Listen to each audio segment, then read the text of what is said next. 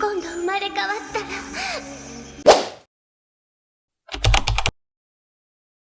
평화롭던 지구에 거대 로봇이 나타납니다. 로봇의 주인은 바로 비실이었습니다. 이슬이는 미크로스한테 관심을 보이는데 진구는 전혀 부럽지 않다고 말합니다. 그리고 탈 수 있는 거대한 로봇을 만들 거라며 큰 소리를 칩니다.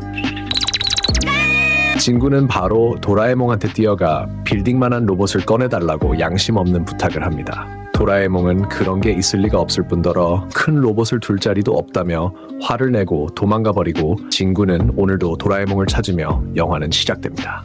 진구는 못 참고 어디로든 문을 여는데요. 눈앞에는 끝이 보이지 않는 북극이 있었습니다. 도라에몽인 줄 알고 만진 것은 도라에몽의 머리가 아닌 볼링공이었습니다. 그리고 볼링공을 만지자 소리가 나더니 하늘에서 정체 모를 부품이 떨어집니다. 아무리 만화여도 영하 40도에서 버티는 건 무리였는지 일단 부품을 가지고 돌아가기로 합니다. 그때 또 볼링공에서 소리가 나더니 부품이 마당으로 떨어집니다. 이것이 도라에몽의 선물이라고 생각한 친구는 부품이 로봇의 일부분이라고 확신하죠. 그러나 도라에몽은 북극에서 길을 잃었었고 로봇의 부품은 도라에몽의 선물이 아니었습니다. 그 순간 또다시 부품이 마당으로 떨어졌습니다. 일단 가벼워지는 장갑을 이용해 부품을 방에 옮겨 놓습니다. 진구는 북극에 떨어진 볼링공의 주인을 어떻게 찾냐며 고집을 부리기 시작합니다. 도라에몽도 주인이 나타나기 전까지는 부품을 보관하기로 하고 돗자리 낚시터를 이용해 로봇의 부품을 옮기기 시작합니다. 볼링공은 밤이 될 때까지 계속 로봇의 부품을 떨어뜨렸고 아침이 되자 마당이 로봇의 부품으로 덮여버렸죠. 부품을 옮기고 있던 중 볼링공이 멋대로 돗자리 낚시터 안으로 들어가자 도라에몽은 볼링공을 다시 돗자리 낚시터 안으로 던집니다. 그러나 볼링공은 밖으로 튕겨져 나가버리죠. 그렇게 로봇은 점점 완성되고 있었습니다. 하지만 가장 중요한 로봇을 움직이게 할 두뇌가 없었습니다. 결국 도라에몽은 미래에서 생각대로 움직이는 리모컨을 사오기로 결심합니다. 그 시각 진구 엄마가 실수로 볼링공을 밟고 넘어지는데요. 화가 난 진구 엄마는 볼링공을 창고 안에 던져버립니다. 한편 진구와 도라에몽은 로봇을 완성시키고 곧바로 이슬이에게 자랑하려고 달려갑니다. 그런데 그 순간 또다시 거대 로봇이 나타나 진구를 공격하기 시작하는데요. 로봇의 주인은 바로 비실이었습니다. 진구는 비실이와 퉁퉁이의 말을 무시한 채 이슬이를 거울 세계로 데려와 신나게 놉니다. 그러던 중 이름을 짓게 되고 북극에서 태어났기 때문에 산타클로스에서 영감을 얻어 잔다클로스라는 이름을 짓게 됩니다. 그 시각 볼링공을 애타게 찾고 있는 사람이 있습니다. 그 사람은 북극곰을 단숨에 제압해버리죠. 진구 엄마는 삑삑거리는 소리에 창고를 여는데요. 그 순간 볼링공이 도망가지만 진구 엄마의 빗자루 공격에 다시 창고 안으로 들어갑니다. 이슬이와 신나게 조종하며 놀고 있던 도중 버튼 하나를 발견하게 되고 이슬이가 누르는 순간 초고층 빌딩이 한순간에 무너지게 됩니다. 평범한 로봇은 아닌 것 같았죠. 어쩔 수 없이 로봇은 거울 세계에 버리기로 하고 이번 일을 없었던 일로 하기로 합니다. 그 시각 퉁퉁이와 비실이는 공터에서 진구를 기다리고 있었습니다. 그때 누군가 나타나는데 바로 여자아이였습니다. 여자아이는 거대 로봇을 찾고 있었습니다. 그것도 집처럼 큰 로봇을 말이죠. 비실이는 그런 게 있을 리가 없다며 화를 내고 여자아이는 가버립니다. 늦은 시간에 돌아다니는 여자아이를 보고 퉁퉁이의 첫마디는 비실이의 첫마디는 잠시만. 근데 너네는 집 안 가냐? 바로 엄마한테 참교육 당합니다. 그 시각 여자아이는 거대 로봇을 애타게 찾고 있었고 당분간 이 근처를 조사해보기로 합니다. 진구는 오늘도 숙제를 안 해와 학교에 남는데요. 그때 복도에서 소리가 들리기 시작합니다. 누군가 문을 여는데요. 거대 로봇을 찾던 여자아이였습니다. 진구는 예쁜 여자아이를 보고 관심을 갖게 되는데요. 일단 집으로 돌아가기로 합니다. 여자아이는 진구네 집까지 찾아오지만 이런 작은 집에 있을 리가 없다며 돌아가죠.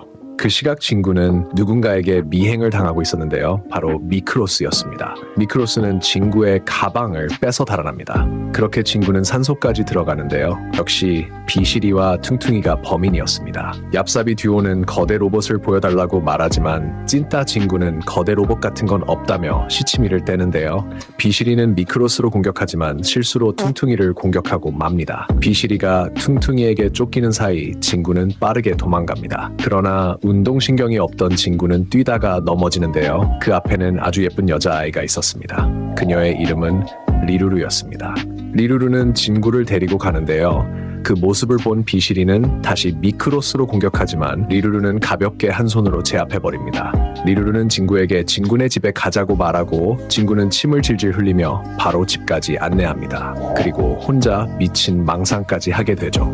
리루루는 다짜고짜 로봇은 어디 있냐고 묻는데요. 진구는 일단 모르는 척을 하지만 IQ가 낮았던 진구는 그렇게 무서운 로봇을 왜 가지고 있냐고 말실수를 해버리고 결국 돌려주기로 합니다. 그리고 돗자리 낚시터를 이용해 거울 세계로 들어갑니다. 리루루는 대나무 헬리콥터도 없는데 날고 있는 리루루를 전혀 의심하지 않는 진구. 잔다클로스의 진짜 이름은 주도라고 합니다. 주도는 두뇌만 있으면 자기 판단으로 자유롭게 행동할 수 있다고 하죠. 볼링공이 아닌 로봇의 두뇌였던 것입니다. 이미 창고에 버려진 지 오래였죠. 진구는 볼링공 대신 도라에몽이 미래에 사온 컨트롤러를 선물로 줍니다. 리루루는 두 가지만 약속해달라고 말하는데요. 바로 돗자리 낚시터와 오늘 일을 둘만의 비밀로 하는 것이었습니다. 리루루는 주도의 몸체를 발견했고 북극보다 넓고 전혀 사람이 없는 세계를 발견했다고 총본대에 보고합니다. 그리고 지구인들에게 들키지 않고 계획을 진행할 수 있다며 의미심장한 말을 하고 철인병단의 출동을 요청합니다. 진구는 삶의 의욕을 잃은 듯 이슬이의 말을 무시하고 가버립니다. 그 시각 도라에몽은 비시리 정도의 두뇌를 미크로스에 넣어 개조시킵니다. 그 대가로 말실수를 한 진구를 용서해달라 말하고 비시리와 퉁퉁이는 흔쾌히 수락합니다. 그때 마침 진구가 공터에 나타나 미크로스한테 어려운 문제를 내는데요. 미크로스는 멘붕이와 연기가 나기 시작하고 쓰러집니다. 진구와 도라에몽은 재빠르게 도망갑니다. 도라에몽은 진구의 모습이 이상한 걸 눈치채고 뭐 숨기는 거 있냐고 물어보자 진구는 발끈합니다. 진구는 밥도 먹지 않는데요. 진구 아빠가 낚시하러 가자고 말하지만 진구는 그런 얘기 꺼내지도 말라며 말하고 진구 엄마가 거울이라는 단어를 쓰자 진구는 또 그런 얘기 꺼내지도 말라며 미친 듯한 싸가지를 보여주고 방으로 가버립니다. 방에서 진구는 리루루가 거울 속 세계에서 잔닷클로스를 이용해 뭘 하려는지 궁금해하는데요. 도라에몽이 알면 화낼 게 분명하다며 일단 비밀로 하기로 합니다. 그때 하늘에서 별똥별이 떨어지고 진구는 곧바로 뒷산으로 가보는데요. 그곳에는 돗자리 낚시터가 있었습니다. 그 순간 별똥별이 돗자리 낚시터에 떨어집니다. 거울 세계로 들어간 진구는 그것이 별똥별이 아니라 뭔가의 부품임을 알아차립니다. 그리고 정체를 알 수 없는 로봇이 그 부품을 가져갑니다. 그때 뒤에서 누군가 나타나는데요. 바로 진구의 이상한 행동을 눈치채고 뒤를 밟은 도라에몽이었습니다. 도라에몽은 진구에게 숨기지 말고 알고 있는 것을 전부 말하라고 압박합니다. 진구는 수수께끼의 소녀 리루루가 우주인이 아닐까 의심된다고 말합니다. 두 사람은 로봇들이 부품을 옮기는 쪽으로 향하는데 그곳은 마치 마을 일부가 점령당한 SF 영화 같은 모습이었습니다. 그곳에는 잔다클로스와 리루루도 있었습니다. 도라에몽은 무선 종이컵 전화를 사용해 리루루의 말을 엿듣는데 그녀는 철인병단을 조금이라도 빨리 완성시켜 지구와의 전쟁을 준비하고 있었습니다. 그 작전의 이름은 바로 지구인 포획 작전이었죠. 그 순간 진구가 큰 소리로 말해버리고 리루루가 알아차립니다. 리루루는 자신을 도와주면 특별 대우를 해준다며 유혹하는데요. 진구와 도라에몽은 곧바로 도망칩니다. 가까스로 피한 도라에몽과 진구를 잡으려고 무리해서 돗자리 낚시터의 입구를 벌리려다 폭발해 버리고 맙니다. 진구와 도라에몽은 언제나 그랬던 것처럼 기적적으로 살아납니다. 결국 거울 세계의 출입구가 막혀버리고 리루루는 갇혀버리죠. 다시 평화롭던 진군의 집에 누군가 소란을 피우고 있는데요. 다름 아닌 볼링공, 로봇의 두뇌였습니다. 무언가 말하고 싶어하는 것 같아 도라에몽은 곤약을 통해 대화를 시도하죠. 말을 할 수 있게 되자 몸체를 애타게 찾는데요. 근데 이 새끼 목소리가 볼링공은 메카토피아와 연락이 닿았다며 메카토피아의 로봇들이 철인병단 기지의 완성을 기다리지 않고 지구를 향해 워프 준비를 완료했으며 곧 있으면 지구에 도착할 것이라고 말합니다. 진구와 도라에몽은 엄마에게 이 일을 전하지만 당연히 믿어주지 않고 경찰 아저씨조차 이런 말도 안 되는 말을 장난으로 알고 무시해버립니다. 그러나 믿어주는 두 명의 사람이 있었으니 바로 퉁퉁이와 비실이었습니다. 진구와 도라에몽을 믿어주는 건 역시 친구밖에 없는 것 같습니다. 하지만 4명으로 지구를 지키는 것은 불가능에 가까운 건 누구나 아는 사실이었죠. 이때 비시리가 아이디어를 내는데 바로 잔다클로스의 두뇌 볼링공을 같은 편으로 만드는 것이었습니다. 일단 퉁퉁이와 비시리를 진군의 집으로 데려오고 대화를 시도하지만 전혀 대화가 통하지 않습니다. 그리고 이번 극장판의 역대급 명장면이 탄생합니다. 바로 볼링공을 강제로 개조하는 것이었죠. 그러나 하나의 문제가 더 있었는데요. 바로 거울 세계로 세계로 들어갈 수 있는 평평한 면을 찾는 것이었습니다. 진구는 자신 있게 지금까지의 경험을 바탕으로 친구들을 데리고 갑니다. 바로 이슬이 집의 목욕탕. 이런 무서운 일에 여자애가 말려들게 해서는 안 된다고 말하지만 자기 집에서 해도 될 것을 굳이 이슬이 집에서 거울 세계를 만듭니다. 그리고 거울 세계로 들어가 뒷산으로 가려고 하지만 미크로스가 무섭다며 로봇 앞에서 대놓고 도망치는데요. 그러나 로봇은 미크로스를 무시해버립니다. 그 시각 결국 우려하던 일이 벌어지고 이슬이는 거울 세계인 걸 깨닫게 되죠. 차원의 균열은 거울 세계가 더 격렬했던 것 같았습니다. 이슬이는 진구와 친구들을 찾던 도중 미크로스를 발견합니다. 미크로스는 현실 세계로 돌아가자고 말하는데요. 이슬이는 미크로스의 말을 무시하고 뒷산으로 갑니다. 그 시각 도라에몽은 로봇의 두뇌에 볼링공을 넣는데요. 로봇이 움직이기 시작합니다. 다행히 개조가 잘 된 것 같았습니다. 진구와 친구들은 병단이 오기 전에 로봇들을 해치우기로 하죠. 이슬이는 뒷산에 왔는데요. 아무리 불러도 개찐따 진구는 나타나지 않았습니다. 그때 나무 밑에서 사람 손을 발견합니다. 미크로스는 빠르게 땅을 파기 시작하는데요. 리루루였습니다. 이슬이는 리루루가 로봇인 것을 알아차리죠. 그 순간 리루루가 눈을 뜨더니 이슬이의 발목을 잡습니다. 그 시각 진구와 친구들은 수상한 건물에 들어가는데요. 총본부에서 연락이 오고 있었습니다. 병단은 이미 메카토피아를 떠났고 내일 밤 지구에 도착할 것이라고 말합니다. 생각보다 시간이 없었습니다. 그때 건물 안으로 로봇이 들어오는데요. 도라에몽은 재빠르게 공기포로 로봇을 제압하고 건물 밖으로 나갑니다. 그러나 수많은 로봇들이 진구와 친구들에게 다가오고 있었습니다. 그 순간 개찐따 진구가 로봇에게 잡혀갑니다. 그때 진구의 유일한 친구 도라에몽이 아닌 산타클로스가 진구를 구해줍니다. 그리고 본격적으로 마을 안에 있는 로봇들을 없애기 시작합니다. 그 시각 이슬이는 아직도 리루루에게 잡혀 있는데요. 그 순간 리루루는 이슬이의 목을 조르기 시작합니다. 미크로스는 잠깐 고민하더니 용기를 내 이슬이를 구해주죠. 너무 착하고 귀엽고 예쁜 이슬이는 리루루를 치료해주기로 합니다. 그때 밖에서 소리가 들리는데요. 진구와 친구들인 것 같아 나가보기로 합니다. 그러나 소리의 정체는 로봇이었습니다. 로봇은 문을 부수고 이슬이를 죽이려고 하는데요. 그때 개찐따가 아닌 미래의 배우자 진구가 구해줍니다. 그렇게 진구 때문에 거울 세계에 왔다가 진구 덕분에 목숨을 구했습니다. 그리고 개변태 진구는 얼굴이 빨개지죠. 이제 마을에 로봇은 하나도 없는 것 같았습니다. 그 시각 도라에몽은 금속 탐지선을 그려 로봇들이 선에 들어오면 소리가 나게 합니다. 진구와 친구들은 이슬이가 왔다는 소식에 곧장 달려가는데요. 친구들도 리루루가 로봇인 것을 알아차립니다. 리루루는 심하게 망가진 상태였습니다. 비실이는 완전히 부숴버리자고 말하는데요. 마음이 착한 찐따 친구는 반대합니다. 철인병단에 대해 여러 가지를 들을 수 있을지도 모른다며 도라에몽은 고치기로 마음 먹습니다. 그리고 기계 구급상자를 꺼내는데요. 시간이 걸리긴 해도 인간의 약처럼 바르기만 하면 부품이 재생에 떨어진 부분이 복원되는 도구였습니다. 이슬이는 로봇이긴 해도 여자아이라며 방에서 다 나가라고 말하는데요. 미크로스는 끝까지 버티지만 결국 나갑니다. 그리고 이번 극장판의 명장면이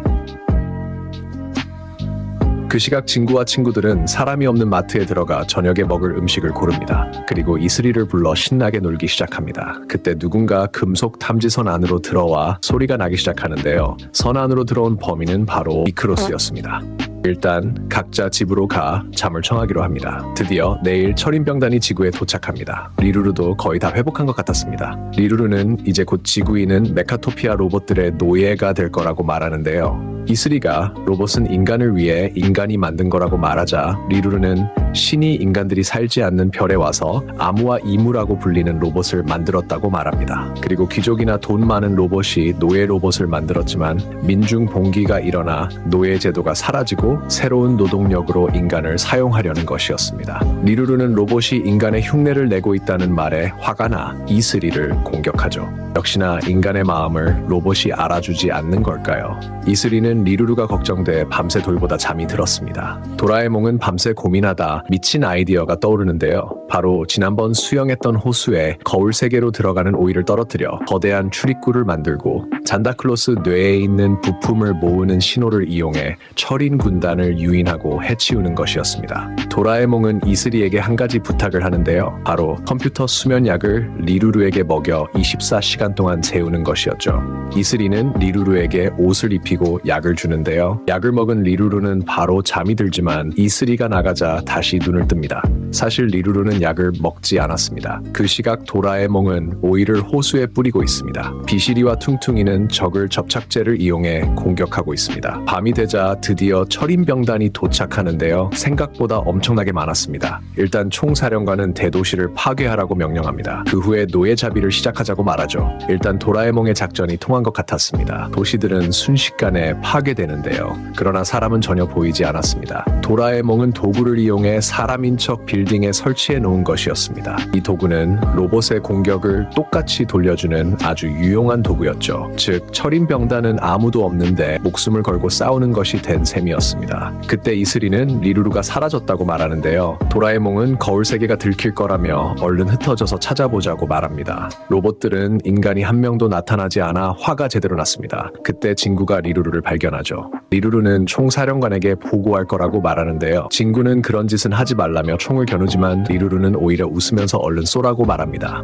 그 이유는 어차피 진구가 쏘지 못하는 걸 알았기 때문이죠. 진구가 망설이고 있는 틈을 타 리루루는 진구를 공격합니다. 진구는 기절하고 리루루는 도망칩니다. 진구의 유일한 친구 도라에몽 덕분에 진구는 다시 눈을 뜨죠. 리루루는 도망치다 총사령관에게 붙잡히고 마는데요. 리루루는 인간이 어디 있는지 대답하지 않았습니다. 목숨 걸고 인간을 노예로 삼는 건 나쁜 일이라며 그만 멈추라고 말합니다. 총사령관은 인간들이 어디 있는지 말하라고 협박하기 시작하는데요. 결국 리루루는 끌려갑니다. 그때 우리의 영웅 진구가 총을 발사해 리루루는 바로 기절하는데요. 도라에몽은 이슬이 집으로 데리고 옵니다. 리루루는 그래도 자신은 메카토피아 별의 로봇이라고 말하며 절대 믿지 말라고 합니다. 결국 도라에몽은 리루루를 가두기로 합니다. 그리고 로봇들은 거울 세계인 걸 알아차리고 다시 호수로 가기 시작하는데요. 도라에몽은 호수로 가 손에 잡히는 물건들을 다 꺼내놓습니다. 그리고 수많은 로봇들과 싸우기 시작하죠.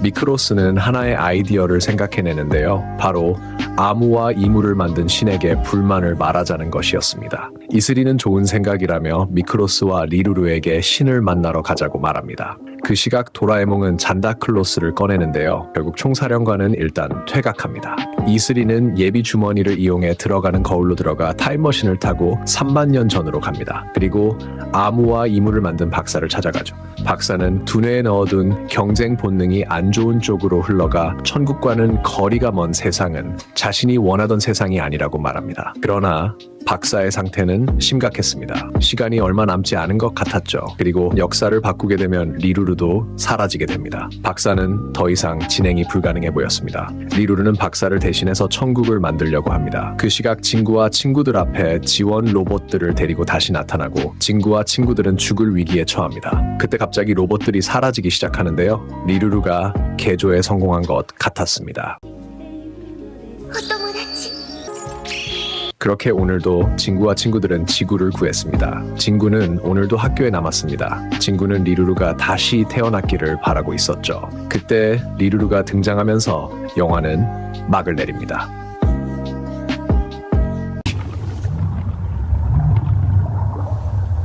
안녕 안녕 거북아 누가 노래 부르고 있어? 할머니? 인간의 모습을 한 강아지가 타임머신을 타고 과거로 가려고 하는데요. 목적은 어떤 분을 뵙는 것이었죠. 그러나 도중에 문제가 발생하고 타임머신은 추락합니다. 그곳에는 노인이 아닌 어린 강아지가 있었습니다. 비가 대차게 쏟아지던 날 차에서 사람이 내리는데요. 그 사람은 공터에 고양이 3마리를 버리고 도망갑니다. 다음날 진구와 친구들은 야구 연습을 하고 있습니다. 진구는 미친 운동신경으로 공을 한 번도 잡지 못하고 공을 주우러 가는데요. 퉁퉁이와 비실이는 진구를 버리고 가버립니다. 비실이는 뱀을 조심하라고 말합니다. 그때 진구는 무언가를 보고 깜짝 놀라는데요. 바로 뱀, 이 아닌 귀여운 강아지였습니다. 강아지는 공을 물고 진구 쪽으로 가는데요. 그때 강아지가 물에 떠밀려 갑니다. 진구가 구해주려고 하지만 진구도 물에 빠지고 말죠. 진구는 집중력을 발휘해 간신히 강아지를 구합니다. 강아지는 진구가 마음에 들었는지 얼굴을 핥습니다. 도라에몽은 나비와 데이트를 하고 있는데요. 그 모습을 퉁퉁이와 비실이가 목격합니다. 비실이는 태엽쥐를 꺼내 도라에몽을 놀래킵니다. 강아지는 진구를 계속 따라오고 있었습니다. 진구는 엄마가 절대 허락해주지 않을 거라며 도망치는데요. 강아지는 포기하고 간 것 같아 앞에 있었습니다. 진구는 오늘도 도라에몽을 찾고 도라에몽은 진구를 찾으며 영화는 시작됩니다. 일단 강아지를 들키지 않게 방으로 데리고 가려는데 말을 듣지 않았습니다. 진구 엄마는 TV를 보고 있었는데요. TV에서는 전설을 뒤엎는 역사적인 유적이 발견됐다며 뉴스를 하고 있었습니다. 강아지보다 IQ가 낮았던 진구는 얼굴이 바뀐지도 모르고 당당하게 걸어갑니다. 다행히 들키지 않았습니다. 진구는 강아지의 이름을 정하는데요. 바둑이라고 이름 짓습니다. 문제는 엄마에게 들키지 않고 키우는 것이었습니다. 도라에몽은 벽 그림자 강아지 집을 꺼내는데요. 일단 도라에몽의 도구로 위기를 모면합니다. 바둑이도 마음에 들어 하는 것 같았죠. 그 시각 시장엔 사람들이 북적이고 있었는데요. 퉁퉁이가 세상에서 가장 무서워하는 존재 왕순수 씨는 생선을 사러 시장에 왔습니다. 퉁퉁이를 위해 생선을 사러 온 것이었죠. 그 모습을 공터에서 버려진 고양이들이 지켜보고 있는데요. 그 순간 고양이는 빛의 속도로 생선을 낚아챕니다. 생선 가게 주인은 마네킹의 코를 던지는데요. 고양이들은 재빠르게 피해 달아납니다. 진구는 바둑이와 함께 자고 있는데요. 바둑이는 지금이 기회라고 생각해 진구를 때립니다. 진구는 바둑이의 발길질에 잠에서 깨고 마는데요. 개빡친 진구는 바둑이에게 이불을 덮어줍니다. 다음날 진구는 바둑이를 이슬이에게 소개시켜주는데요. 그리고 선을 넘어버립니다. 이슬이는 바둑이와 정식으로 인사하는데요. 진구는 또 선을 넘어버립니다. 도라에몽은 진구의 말을 듣고 충격을 받아 땅으로 떨어집니다. 진구는 오랜만에 숙제도 하며 달라진 모습을 보여줍니다. 그때 바둑이는 캔다마를 가지고 나오는데요. 캔다마에는 노비타가 아닌 노비게가 적혀 있었습니다. 캔다마는 어렸을 때 할머니가 사다 주신 거였죠.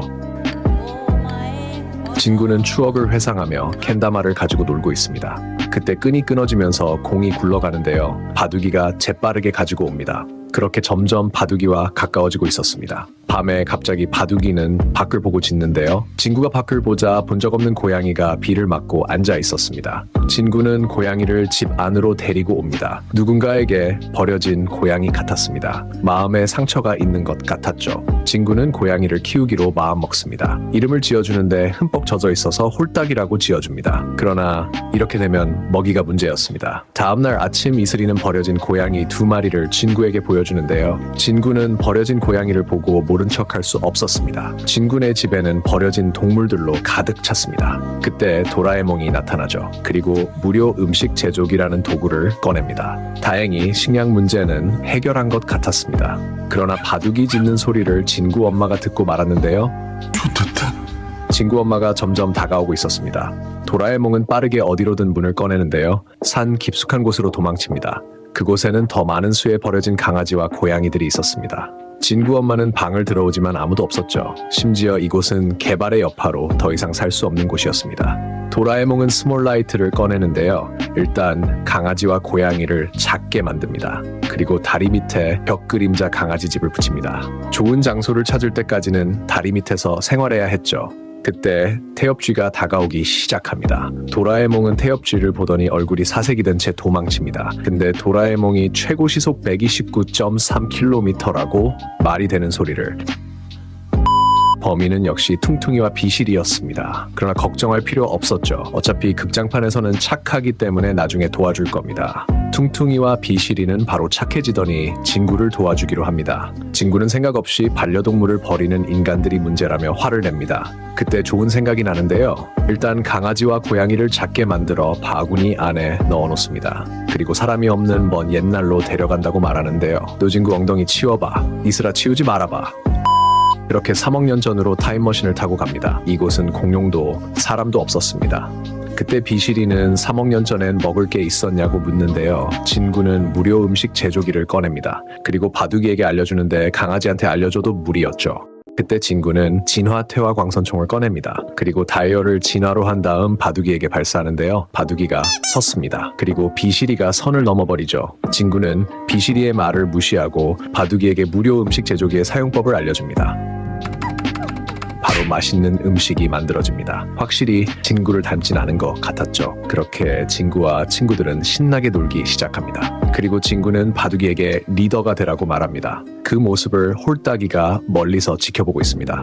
진구는 소용돌이 모양의 국기를 보여주는데요. 노비타의 노가 아닌 들개나 들고양이의 노라고 설명합니다. 그렇게 진구와 친구들은 다시 미래로 떠날 준비를 합니다. 진구는 내일 올 것을 약속하며 작별을 합니다. 그때 끈이 끊어지면서 공이 굴러가기 시작합니다. 바둑이가 재빠르게 잡았지만 이미 진구는 떠난 뒤였습니다. 진구는 모르고 진화태와 광선총을 놓고 갔죠. 그렇게 현재로 돌아오니 도라에몽이 기다리고 있었습니다. 도라에몽은 멋대로 예비 주머니를 가져간 친구한테 화를 냅니다. 역사를 바꾸고 온 진구는 실수한 거 없다며 도라에몽을 무시합니다. 그리고 바둑이와의 약속을 지키러 가는데요. 그때 인트로와 똑같은 상황이 벌어지고 진구는 어려집니다. 그리고 비실이는 한순간에 늙고 말죠. 퉁퉁이는 귀여운 아기로 변하고 이슬이는 그때 도라에몽이 정류 버튼을 누르고 진구와 친구들은 다시 원래의 모습으로 돌아옵니다. 그러나 타임머신은 추락하고 말죠. 어제랑 다른 장소인 것 같았습니다. 조사를 해보니 3억 년 전으로부터 1000년 후가 지난 세계였습니다. 즉 바둑이가 있는 세계의 1000년 뒤였습니다. 눈앞에는 놀랍게도 마을이 있었는데요. 고작 1000년으로 진구와 친구들이 사는 세계와 다를 게 없었습니다. 그때 누군가가 오는데요. 말을 하는 고양이와 강아지였습니다. 그 순간 진구는 드디어 진화 퇴화 광선총을 놓고 온 것을 깨닫습니다. 즉 개찐따 한 명 때문에 역사가 바뀌었다는 뜻이었습니다. 진구는 바둑이는 어디 있냐며 말도 안 되는 소리를 하는데요. 도라에몽은 이곳엔 없다고 말합니다. 진구는 바둑이와 만나기로 약속했다며 다시 타임머신을 타려고 하는데요. 그러나 타임머신은 이미 파손이 많이 된 상태였습니다. 도라에몽은 이 마을에 부품이 있을 거라며 안심하라고 말합니다. 그리고 개고양이 놀이모자를 꺼내는데요. 이걸 붙이면 이 세계의 사람이 된다고 말하죠. 모자를 쓰자 꼬리가 나타났습니다. 이슬이는 귀여운 고양이로 변했습니다. 도라에몽은 그냥 귀 있는 도라에몽으로 변했죠. 본격적으로 마을을 탐험하기 시작합니다. 마을 사람들은 진구와 친구들을 신기하게 쳐다봅니다. 그때 TV에 냐옹랜드 25주년을 알리는 방송이 나옵니다. 이곳은 상상 이상으로 대도시였습니다. 그때 비실이는 아까부터 우리가 웃음거리가 된 것 같다고 말합니다. 퉁퉁이는 그런 건 모르겠고 밥이나 먹자고 하죠. 진구와 친구들은 한가게로 들어가는데요. 나온 음식은 바로 무료 음식 제조기로 만든 음식이었습니다. 무료 음식 제조기가 개조된 것 같았습니다. 그때 박수 소리가 들리더니 불이 모두 꺼집니다. 그리고 이번 극장판의 명장면이 탄생합니다. 도라에몽은 샤미에게 푹 빠지게 됩니다. 샤미의 윙크 공격으로 도라에몽은 기절해버리죠. 노래가 끝나자마자 도라에몽은 샤미에게 뛰어가는데요. 그리고 꽃과 7빛깔 방울을 선물로 줍니다. 심지어 팥빵까지 선물로 주죠. 샤미가 무대 뒤로 가자 도라에몽도 따라가는데요. 그때 도둑 다크가 나타나 7빛깔 방울을 뺏고 도망칩니다. 극장판답게 퉁퉁이가 도둑을 막아 세우는데요. 그때 뒤에서 또 다른 도둑 불똥이가 나타나 도와줍니다. 비실이는 곧바로 쫓아가는데요. 도둑은 더 이상 갈 곳이 없었습니다. 그때 또 다른 도둑 치코가 나타나 방울을 들고 달아납니다. 도라에몽은 염력 안약을 꺼내 눈에 뿌리는데요. 염력 집중을 외치자 치코의 몸이 하늘로 떠오르더니 도라에몽과 부딪힙니다. 그때 또 다른 도둑 바돌이가 나타나 방울을 가져갑니다. 진구는 바돌이를 보자마자 바둑이로 착각합니다. 체력이 한계에 다다른 진구는 바돌이 찾는 걸 포기하는데요. 그때 눈앞에 방울이 떨어집니다. 바돌이는 이건 구슬 에너지가 아니라며 다시 돌려줍니다. 진구는 바돌이가 바둑이라고 확신하지만 바돌이는 태어날 때부터 이곳에서 자랐다고 말합니다. 이슬이도 바둑이가 있을 리가 없다며 꿈깨라고 하죠. 이야기를 들어보니 모두 외톨이였습니다. 그들은 냐옹랜드에서 부모님이 실종되었다고 말하죠. 바돌이는 이 모든 것이 냐옹랜드와 관련되어 있는 것 같다고 말하죠. 경찰조차도 냐옹랜드 편이었다고 덧붙입니다. 냐옹랜드의 사장 냐옹대왕은 갑부이고 심지어 다음 대통령 선거에 나올 실력자이기 때문에 어쩔 수 없다고 말합니다. 진구와 친구들은 도와주기로 마음먹죠. 그때 다크는 옷도 사지 못하는 놈들은 필요 없다고 말하는데요. 알고 보니 진구와 친구들은 속옷, 도라에몽은 아무것도 안 입고 있는 걸로 보였던 것이었죠. 도라에몽은 옷 갈아입기 카메라를 꺼내 옷을 입힙니다. 도라에몽은 맨몸으로 샤미 앞에 서 있었던 것이었죠. 그 시각 야옹대왕은 어둠의 묵시록에 적혀있는 기계 고양이가 나타났다는 소식에 인간 세계가 존재한다는 것을 믿기 시작합니다. 바도리는 오늘도 도둑질을 하고 있습니다. 그의 목적은 구슬 에너지였는데요. 진구는 도둑질은 나쁜 거라며 돌려주라고 말하는데요. 바도리는 도망가 버립니다. 그 시각 야옹랜드에서는 25주년 축제를 열었는데요. 진구와 친구들은 바도리와 친구들 찾는 걸 잊고 야옹랜드에 푹 빠져 놀기 시작합니다. 그 시각 바도리와 친구들은 벽을 뚫기 시작합니다. 야옹랜드에서는 샤미가 무대 위에서 노래를 부르고 있는데요. 도라에몽이 이번엔 옷을 입고 샤미 앞에 나타납니다. 그때 지구로 무언가가 떨어지는데요. 바로 운석이었습니다. 야옹랜드에 있는 사람들은 빠르게 대피합니다. 도라에몽도 샤미를 데리고 도망치기 시작합니다. 그때 바닥이 무너지는데요. 그곳엔 바도리와 친구들이 있었습니다. 바도리는 수상한 건 지하에 있을 것 같아 벽을 뚫었다고 설명합니다. 샤미는 얼른 나가자고 말합니다. 그때 돌이 바도리의 머리 위로 떨어지는데요. 다행히 진구가 목숨 걸고 구해줍니다. 도라에몽은 두더지 장갑을 이용해 진구와 바도리를 구해줍니다. 다크는 구슬 에너지는 모든 기계를 움직이게 해주는 근원이라고 설명합니다. 그 시각 대통령은 운석이 떨어졌다는 소식을 듣는데요. 대통령은 더 이상 국민들에게 숨길 수는 없다며 프로젝트를 발표하겠다고 말합니다. 그들에게 남은 시간은 단 36시간이었습니다. 야옹대왕도 도와주기로 합니다. 야옹대왕은 무언가를 숨기고 있는 것 같았죠. 그 시각 진구 일행 앞에 빛이 보이기 시작합니다. 그들의 눈앞에는 거대한 타임머신이 있었습니다. 그리고 바도리와 친구들의 부모님도 있었습니다. 바도리의 엄마는 고양이였는데요. 사실 바도리는 어릴 적에 주워졌었죠. 부모님들은 강제로 끌려와 일을 하고 있었던 것이었습니다. 그때 치코가 참지 못하고 뛰어가는데요. 결국 들키고 맙니다. 그리고 죽을 위기에 처했는데요. 도라에몽의 도구를 이용해 필사적으로 도망칩니다. 그때 샤미의 비명 소리가 들리는데요. 그때 진구가 전구를 떨어뜨리면서 정체가 들키고 맙니다. 도라에몽은 혼자서 샤미를 구하러 뛰어가는데요. 결국 머리를 맞고 쓰러집니다. 눈을 뜨자 눈앞에는 야옹대왕이 있었습니다. 야옹대왕은 도라에몽을 어둠의 묵시록에 적혀있는 기계 고양이로 확신하는데요. 야옹대왕이 만들고 있는 것은 타임머신이었습니다. 어둠의 묵시록을 쓴 자는 바로 홀딱이었습니다. 그때 대통령의 인터뷰가 방송되는데요. 방송을 한 이유는 바로 36시간 뒤 지구에 운석들이 떨어진다는 소식이었습니다. 그리고 모든 게 사라진다고 말하죠. 진구 엄마가 TV에서 보고 있었던 것이 바로 이 시대의 유물이었던 것이었죠. 그리고 지구 탈출 프로젝트를 소개합니다. 탈출용 우주선들을 준비시켰고 이제 구슬 에너지만 옮기면 된다고 말하죠. 야옹대왕은 우주로 가는 것이 아닌 미래로 간다고 말하는데요. 인간 세계로가 인간들을 애완동물로 만든다고 말합니다. 묵시록에는 인간에게 심한 학대를 받은 내용이 적혀 있었는데요. 홀딱이의 복수를 위해서라고 말합니다. 그리고 무언가를 보여주는데요.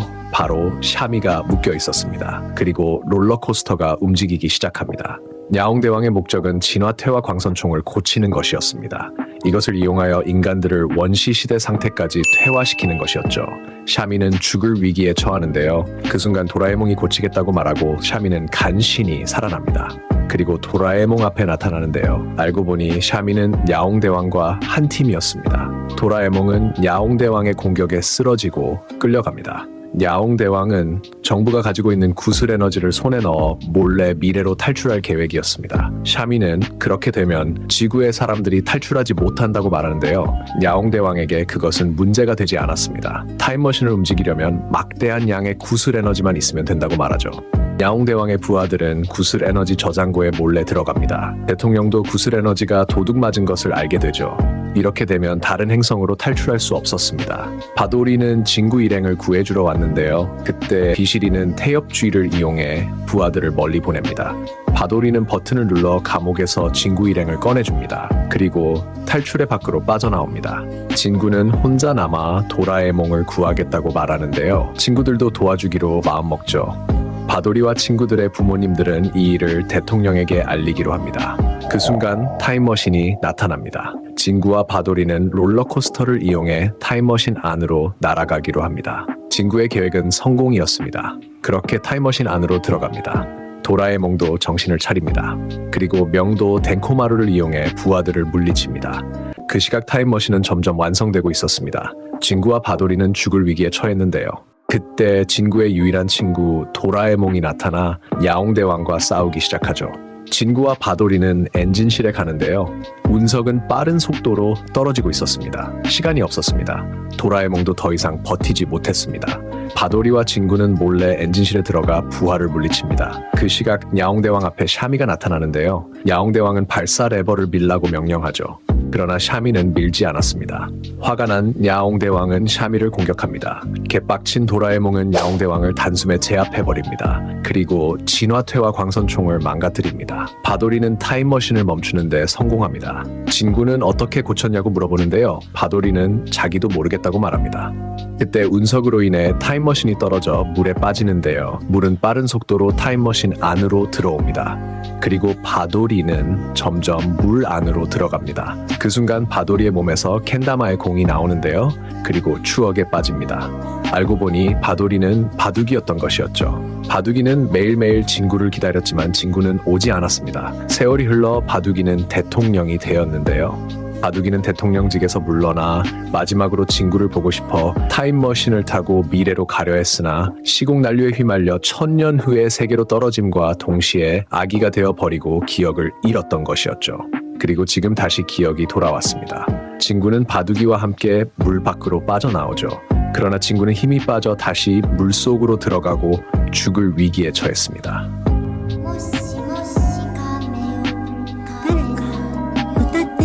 진구는 기적적으로 눈을 뜹니다. 그리고 진구도 바도리가 바둑이인 것을 깨닫습니다. 그토록 이루고 싶었던 꿈이 이루어지는 순간이었습니다. 그리고 켄다마의 공을 다시 끼웁니다. 그러나 타임머신 안에 탑재되어 있던 구슬 에너지가 물에 의해 못 쓰게 됐습니다. 이 상태라면 탈출용 우주선은 날 수 없게 되어버립니다. 그리고 진구의 모자가 벗겨지면서 정체가 들통나는데요. 바둑이의 친구들은 진구를 보자마자 절을 하기 시작합니다. 진구를 신으로 부르기 시작하죠. 그때 바둑이는 좋은 생각이 나는데요. 수상한 곳으로 들어가더니 이 세계를 만들어준 신을 보여줍니다. 바로 구슬 에너지로 만들어진 노비타 신상이었습니다. 그러나 시간이 없었습니다. 빠르게 노비타 신상을 국고로 가져갑니다. 그때 누군가 몰래 뒤를 쫓는데요. 바로 야옹대왕이었습니다. 진구와 친구들은 공격당하기 시작하죠. 그때 노비타 신상을 묶어놓은 줄이 끊어지기 시작합니다. 도라에몽은 미친 순발력으로 줄을 잡는데요. 그러나 퉁퉁이와 비실이가 야옹대왕에게 잡혀갑니다. 도라에몽은 손이 묶여 도구를 꺼낼 수 없는 상황이었습니다. 진구가 도구를 꺼내기로 하죠. 그러나 진구도 야옹대왕에게 잡히고 맙니다. 바둑이가 빠르게 진구의 손을 잡는데요. 이슬이에게 운전을 부탁하고 바둑이는 켄다마를 한 손에 들고 날아갑니다. 도라에몽은 이빨로 줄을 잡고 바둑이가 켄다마로 공격을 할 때 도라에몽이 빅라이트를 사용해 야옹대왕을 물리칩니다. 그리고 무사히 국고로 도착합니다. 우주선은 전원 탑승을 완료했고 도라에몽도 타임머신을 고치는데 성공합니다. 그렇게 다시 만날 그날을 기약하며 눈물의 작별을 합니다. 그렇게 지구에는 모든 게 사라졌죠. 지구에 있는 모든 것은 태어나고 사라지고를 반복하는데요.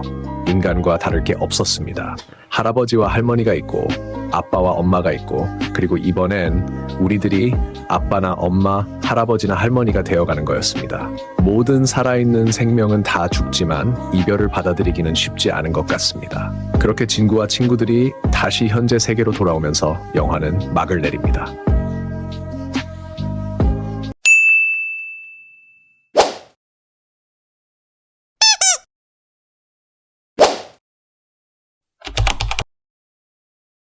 (1억 년) 전의 옛날 백악기라 불리는 시대, 지구상은 파충류가 지배하던 시기였다며 티라노사우루스의 발톱 화석을 보여주고 잘난 척하기 시작합니다.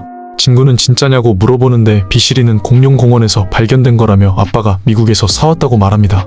진구는 자세히 보고 싶다며 가져가려고 하지만 퉁퉁이가 빠르게 가져가 구경하고 이슬이한테 넘겨줍니다. 그리고 비실이는 이제 넣어놓는다며 발톱 화석을 가져갑니다.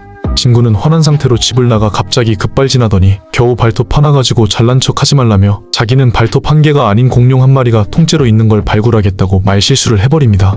퉁퉁이는 말도 안 되는 소리 하지 말라며 화를 내지만 진구는 거짓말이면 코로 스파게티를 먹겠다며 또 말실수를 합니다. 퉁퉁이와 비실이 그리고 이슬이는 비웃기 시작하죠. 진구는 이렇게 된 거 화석을 찾아내겠다고 말하는데요. 물론 도라에몽이 찾는 거였습니다. 진구는 티라노사우루스가 통째로 있는 걸 찾아달라며 양심 없는 부탁을 하지만 도라에몽은 우리나라에는 티라노사우루스가 안 살았다며 포기하라고 말합니다. 그리고 친구 넌 생각도 없이 큰 소리만 떵떵 치고 수넋지나 부린다고 팩트를 꽂아버리는데요. 갑자기 화를 냅니다. 그리고 공룡책을 몇 개 가져와서 읽기 시작하죠.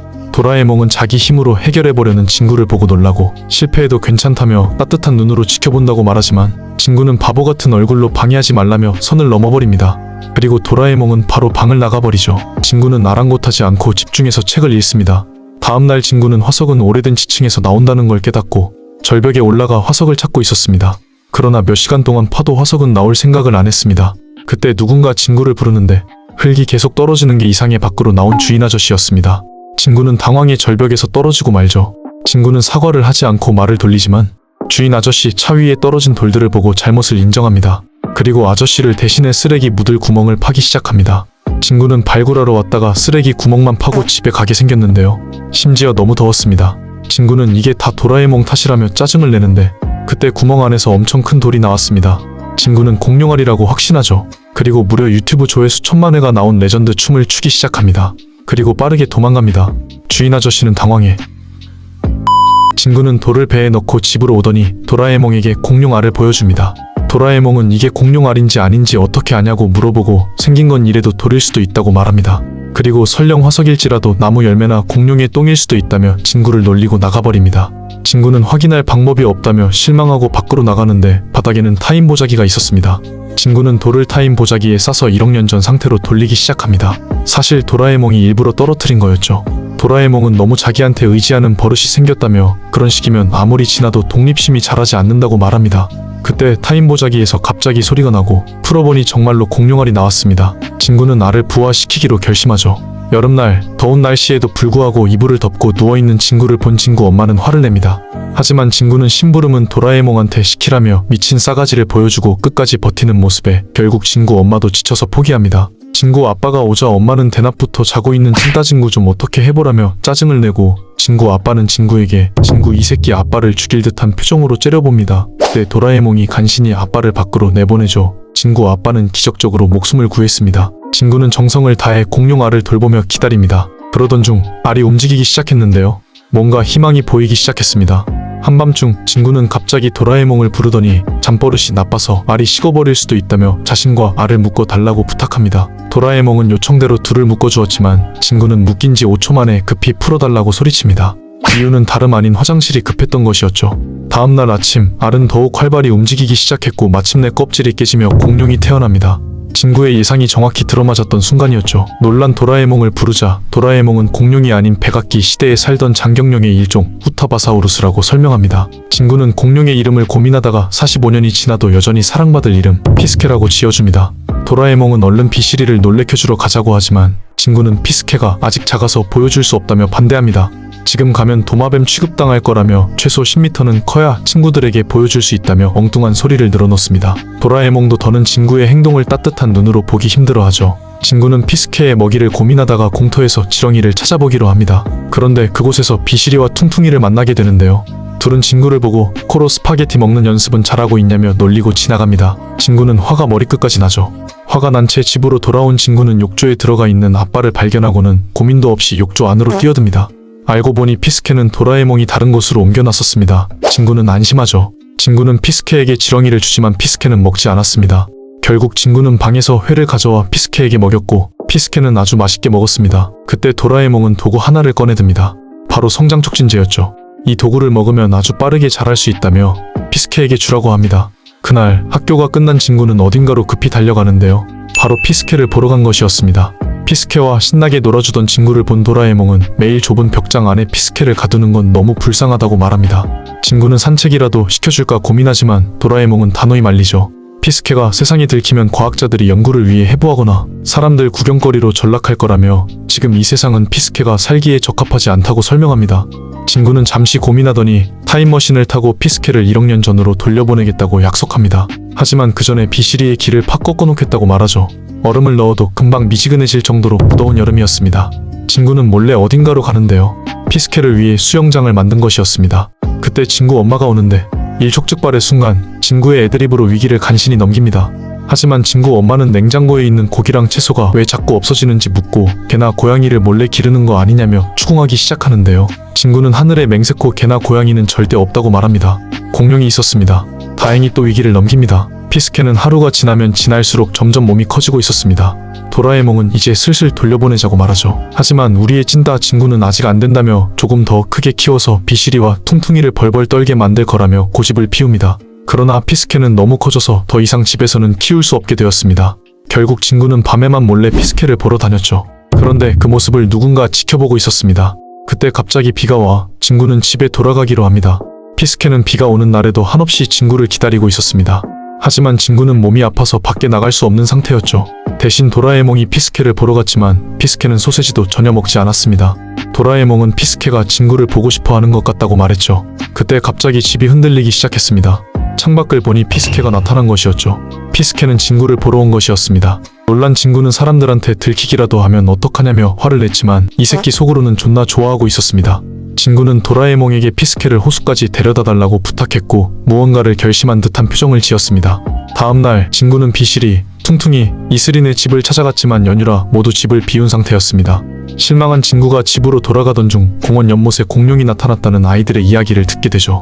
황급히 집으로 돌아온 친구는 TV 뉴스에서도 공룡 출현 소식이 보도되고 있는 걸 보게 됩니다. 도라에몽은 피스케를 1억 년 전으로 돌려보내자고 말하지만 친구의 첫마디는 도라에몽은 잘 생각해보라는 말을 남기고 방을 나갑니다. 그런데 그 순간 검은 마스크맨이 나타나 공룡을 데려가겠다고 선언하죠. 하지만 친구가 절대로 용서하지 않는다고 강하게 반발하자 검은 마스크맨은 일단 돌아가기로 합니다. 위기를 넘긴 친구는 피스케의 행복을 위해 다시 원래 살던 곳으로 되돌려 보내기로 결심하죠. 친구와 도라에몽은 몰래 공원으로 가 피스케를 만나 스몰 라이트를 사용합니다. 그리고 바로 집으로 뛰어와 피스케가 원래 살던 백악기로 타임머신을 타고 갈 준비를 하는데 도라에몽의 점프력이 타임머신을 타고 백악기로 이동하던 도중 누군가 뒤쫓아오는 소리가 들립니다. 바로 검은 마스크맨이었죠. 친구는 도라에몽에게 피스케를 노리고 있다며 서둘러 도망치자고 말하고 도라에몽은 전속력으로 타임머신을 몰기 시작합니다.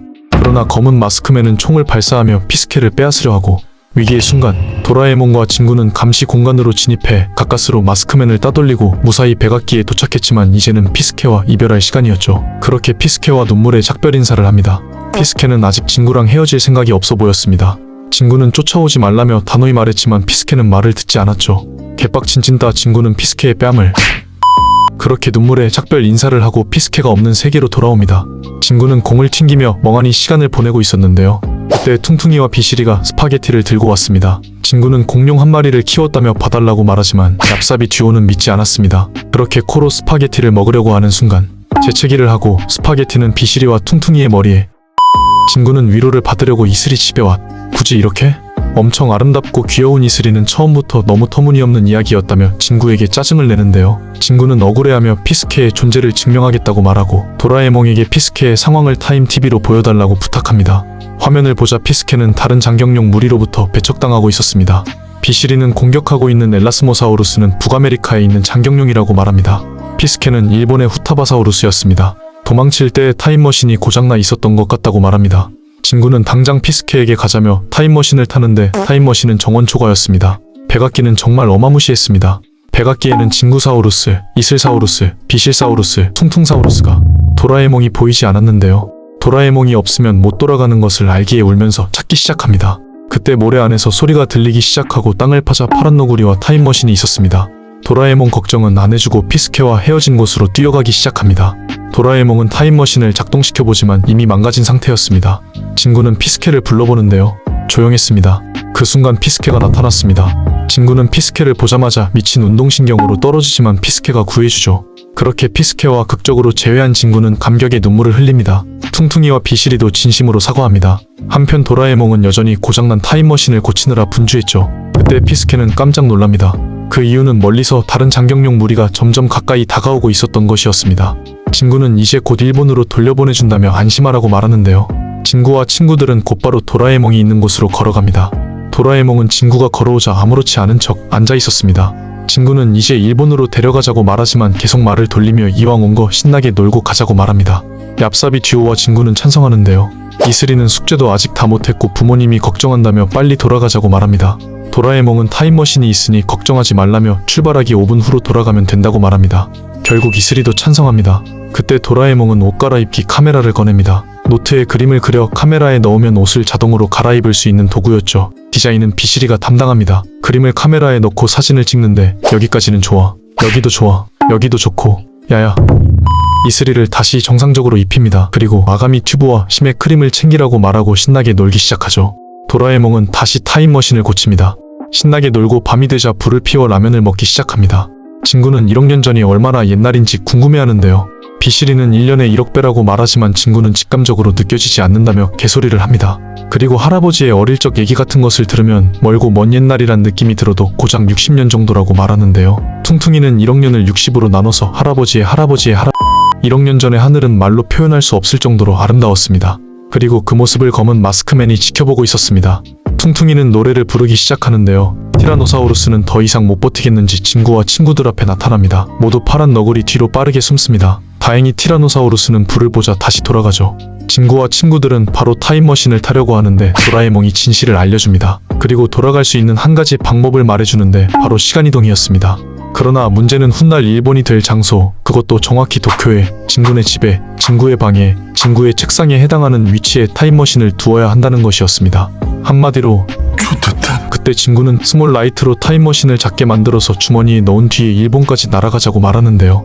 도라에몽은 대나무 헬리콥터는 시속 80km로 8시간을 가면 배터리가 다 떨어진다고 말하죠. 퉁퉁이는 고물 로봇이라며 도라에몽을 원망합니다. 그때 비실이는 대나무 헬리콥터로 쉬엄쉬엄 가면 생각보다 오래 갈 것 같다고 말하는데요. 이슬이는 쉴 곳이 없다며 불가능하다고 말합니다. 그때 도라에몽은 아주 오래전에는 아시아 대륙과 아메리카 대륙은 위쪽으로 서로 이어져 있었다며 시간은 조금 걸려도 두 발로 걸어서 갈 수 있다고 말합니다. 그렇게 다음날 피스케를 작게 만들고 본격적으로 갈 준비를 합니다. 그렇게 이번 극장판의 명장면이 탄생합니다. 도라에몽은 끝없이 날아가던 도중 해안을 발견하고 쉬고 가기로 합니다. 그렇게 모두 잘 준비를 합니다. 그리고 그 모습을 또 검은 마스크맨이 지켜보고 있습니다. 다음날도 열심히 진구의 집을 향해 가고 있었습니다. 진구는 더는 못 걷겠다며 대나무 헬리콥터를 꺼내달라고 말하는데 그때 오르니토미무스가 나타납니다. 도라에몽은 좋은 생각이 나고 복숭아 동자표 경단을 이용해 오르니토미무스를 타고 화산 호수까지 편하게 갑니다.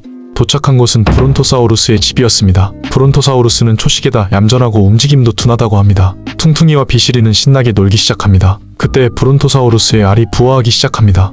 그리고 귀여운 아기 공룡이 태어납니다. 하지만 또 다시 티라노사우루스가 나타납니다. 브론토사우루스는 티라노사우루스와 맞서 싸웁니다. 그 모습을 아기 공룡이 지켜보고 있습니다. 이슬이는 아기 공룡을 구해야 한다며 그쪽으로 뛰어가기 시작합니다. 그러자 티라노사우루스는 가볍게 싸움에서 승리하고 이슬이 쪽으로 오기 시작하는데 그 순간 도라에몽이 복숭아 동자표 경단을 꺼내 티라노사우루스를 얌전하게 만듭니다. 그렇게 또 하루가 지나갑니. 그 모습을 또 검은 마스크맨이 지켜보고 있습니다. 다음날 대나무 헬리콥터의 상태가 점점 안 좋아지고 있었습니다. 그리고 눈앞에는 프테라노돈이, 그것도 존나게 많은 프테라노돈이. 그렇게 영화는 막을 내 누군가가 진구와 친구들을 구해줍니다. 바로 검은 마스크맨이었습니다. 백악기까지 쫓아온 것이었죠. 그들의 목적은 피스케였습니다. 도라에몽은 공룡 사냥꾼이라고 말하는데요. 공룡 사냥꾼은 중생대에 희귀한 동물을 죽이거나 잡아서 부자들한테 팔아넘기는 사람들이었습니다. 검은 마스크맨은 엄청나게 많은 돈과 심지어 타임머신으로 집에 데려다준다며 잘 생각해보라고 말한 후 내일 다시 돌아온다며 가버리죠. 비실이는 이제 지쳤다며 피스케를 넘기자고 말하지만 이슬이는 피스케의 행복을 위해 그건 절대 안 된다고 말합니다. 퉁퉁이와 비실이는 잠시 생각하더니 다시 한번 힘을 내기로 결심하죠. 22세기 미래에는 그들의 아지트가 있었는데 그곳엔 검은 마스크맨의 단골 고객 달러만스타인이 있었습니다. 그리고 검은 마스크맨은 인간 사냥을 시작하자고 말합니다. 다음날 진구와 친구들은 장난감 차를 이용해 도망칩니다. 공룡 사냥꾼들은 마지막 경고를 하는데 멈추지 않자 결국 총을 발사합니다. 그러나 장난감은 속임수였습니다. 진구와 친구들은 열심히 도망치고 있었죠. 하지만 얼마 안 가 결국 발각되고 공룡 사냥꾼은 총을 발사합니다. 진구와 친구들은 사냥꾼의 막강한 공격에 진구와 도라에몽은 폭포로 떨어지고 이슬이와 얍삽이 듀오는 붙잡히고 말았습니다. 이슬이와 얍삽이 듀오는 기절해 있었습니다. 검은 마스크맨은 그들의 생각을 읽는데 퉁퉁이는 실험을 당하고 있는 와중에도 멋있었습니다. 진구와 도라에몽은 언제나 그랬듯이 기적적으로 살아납니다. 진구는 피스케를 주머니에 넣고 도라에몽과 함께 친구들을 구하러 갑니다. 그 시각 검은 마스크맨은 이슬이와 얍삽이 듀오를 묶어두고 티라노사우루스를 자유롭게 풀어줍니다. 한편 진구와 도라에몽은 그들의 아지트 안으로 들어오는데 성공합니다. 하지만 검은 마스크맨은 점점 그들을 경기장으로 유인하기 시작합니다. 결국 진구와 도라에몽도 경기장 안으로 들어가게 되죠. 이곳은 공룡들이 싸우는 모습을 구경하는 장소였습니다. 검은 마스크맨은 피스케를 내놓으라고 요구하는데 진구는 고민에 빠집니다. 그렇게 다 죽음의 영화는 막을 티라노사우루스는 공격하지 않았습니다. 바로 경단을 먹은 티라노사우루스였습니다. 진구와 친구들은 도망치는 공룡 사냥꾼들을 끝까지 따라갑니다. 그때 시간 경찰이 방어막을 뚫고 들어옵니다. 결국 달러만스타인과 검은 마스크맨은 항복하죠. 이제 피스케와 헤어질 시간이었습니다. 피스케와 진구는 눈물에 작별 인사를 합니다. 그리고 피스케는 다른 후타바사우루스 무리가 있는 곳으로 갓짝을 찾는 것까지 성공합니다. 그렇게 다시 만날 날을 기약하며 진구와 친구들은 원래의 세계로 돌아갑니다. 공은 더 이상 움직이지 않았습니다. 하지만 진구는 이제 혼자가 아니었습니다. 그렇게 영화는 막을 내리죠.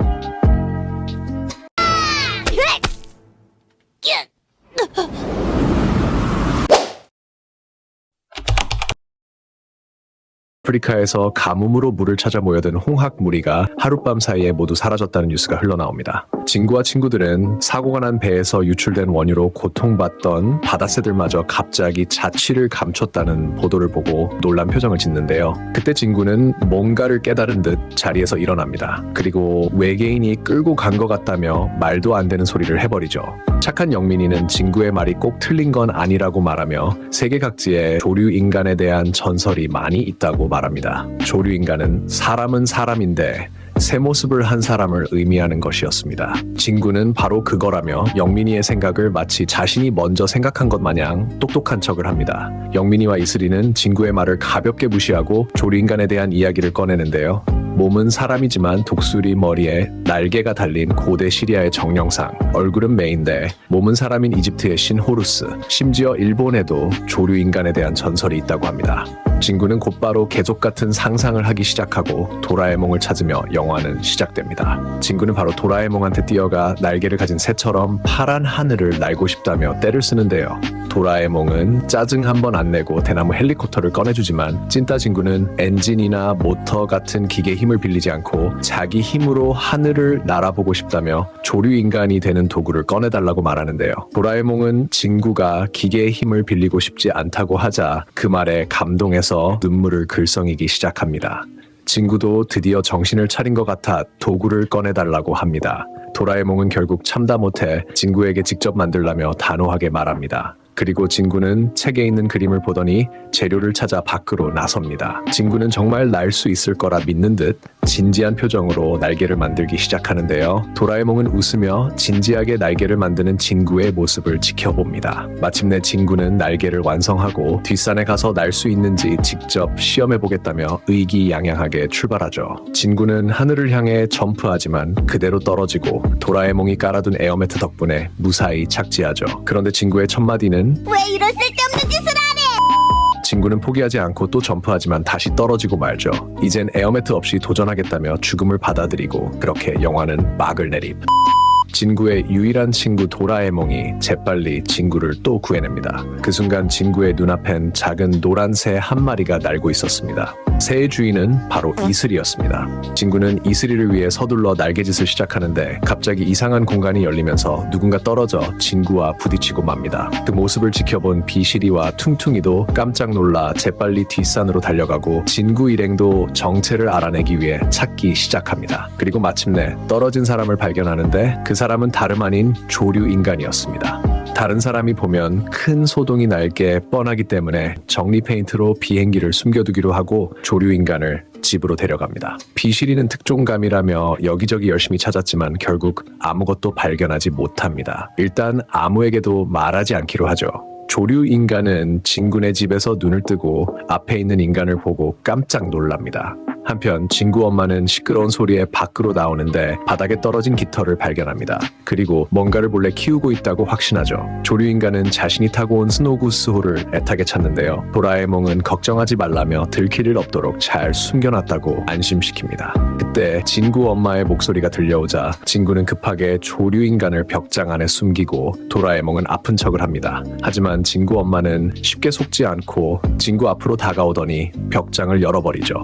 그 순간 조류 인간은 진구 엄마를 밟고 재빠르게 도망쳐 비행기가 있는 뒷산으로 향합니다. 친구 일행은 다른 사람들에게 들키기 전에 얼른 조류인간을 잡으러 가지만 친구 엄마는 크게 화를 내며 소리를 지릅니다. 한편 퉁퉁이와 비실이는 밤늦도록 뒷산을 헤매며 떨어진 무언가를 찾지만 결국 찾지 못하고 돌아갑니다. 조류인간은 애타게 비행기를 찾다가 그만 벌집을 건드리고 맙니다.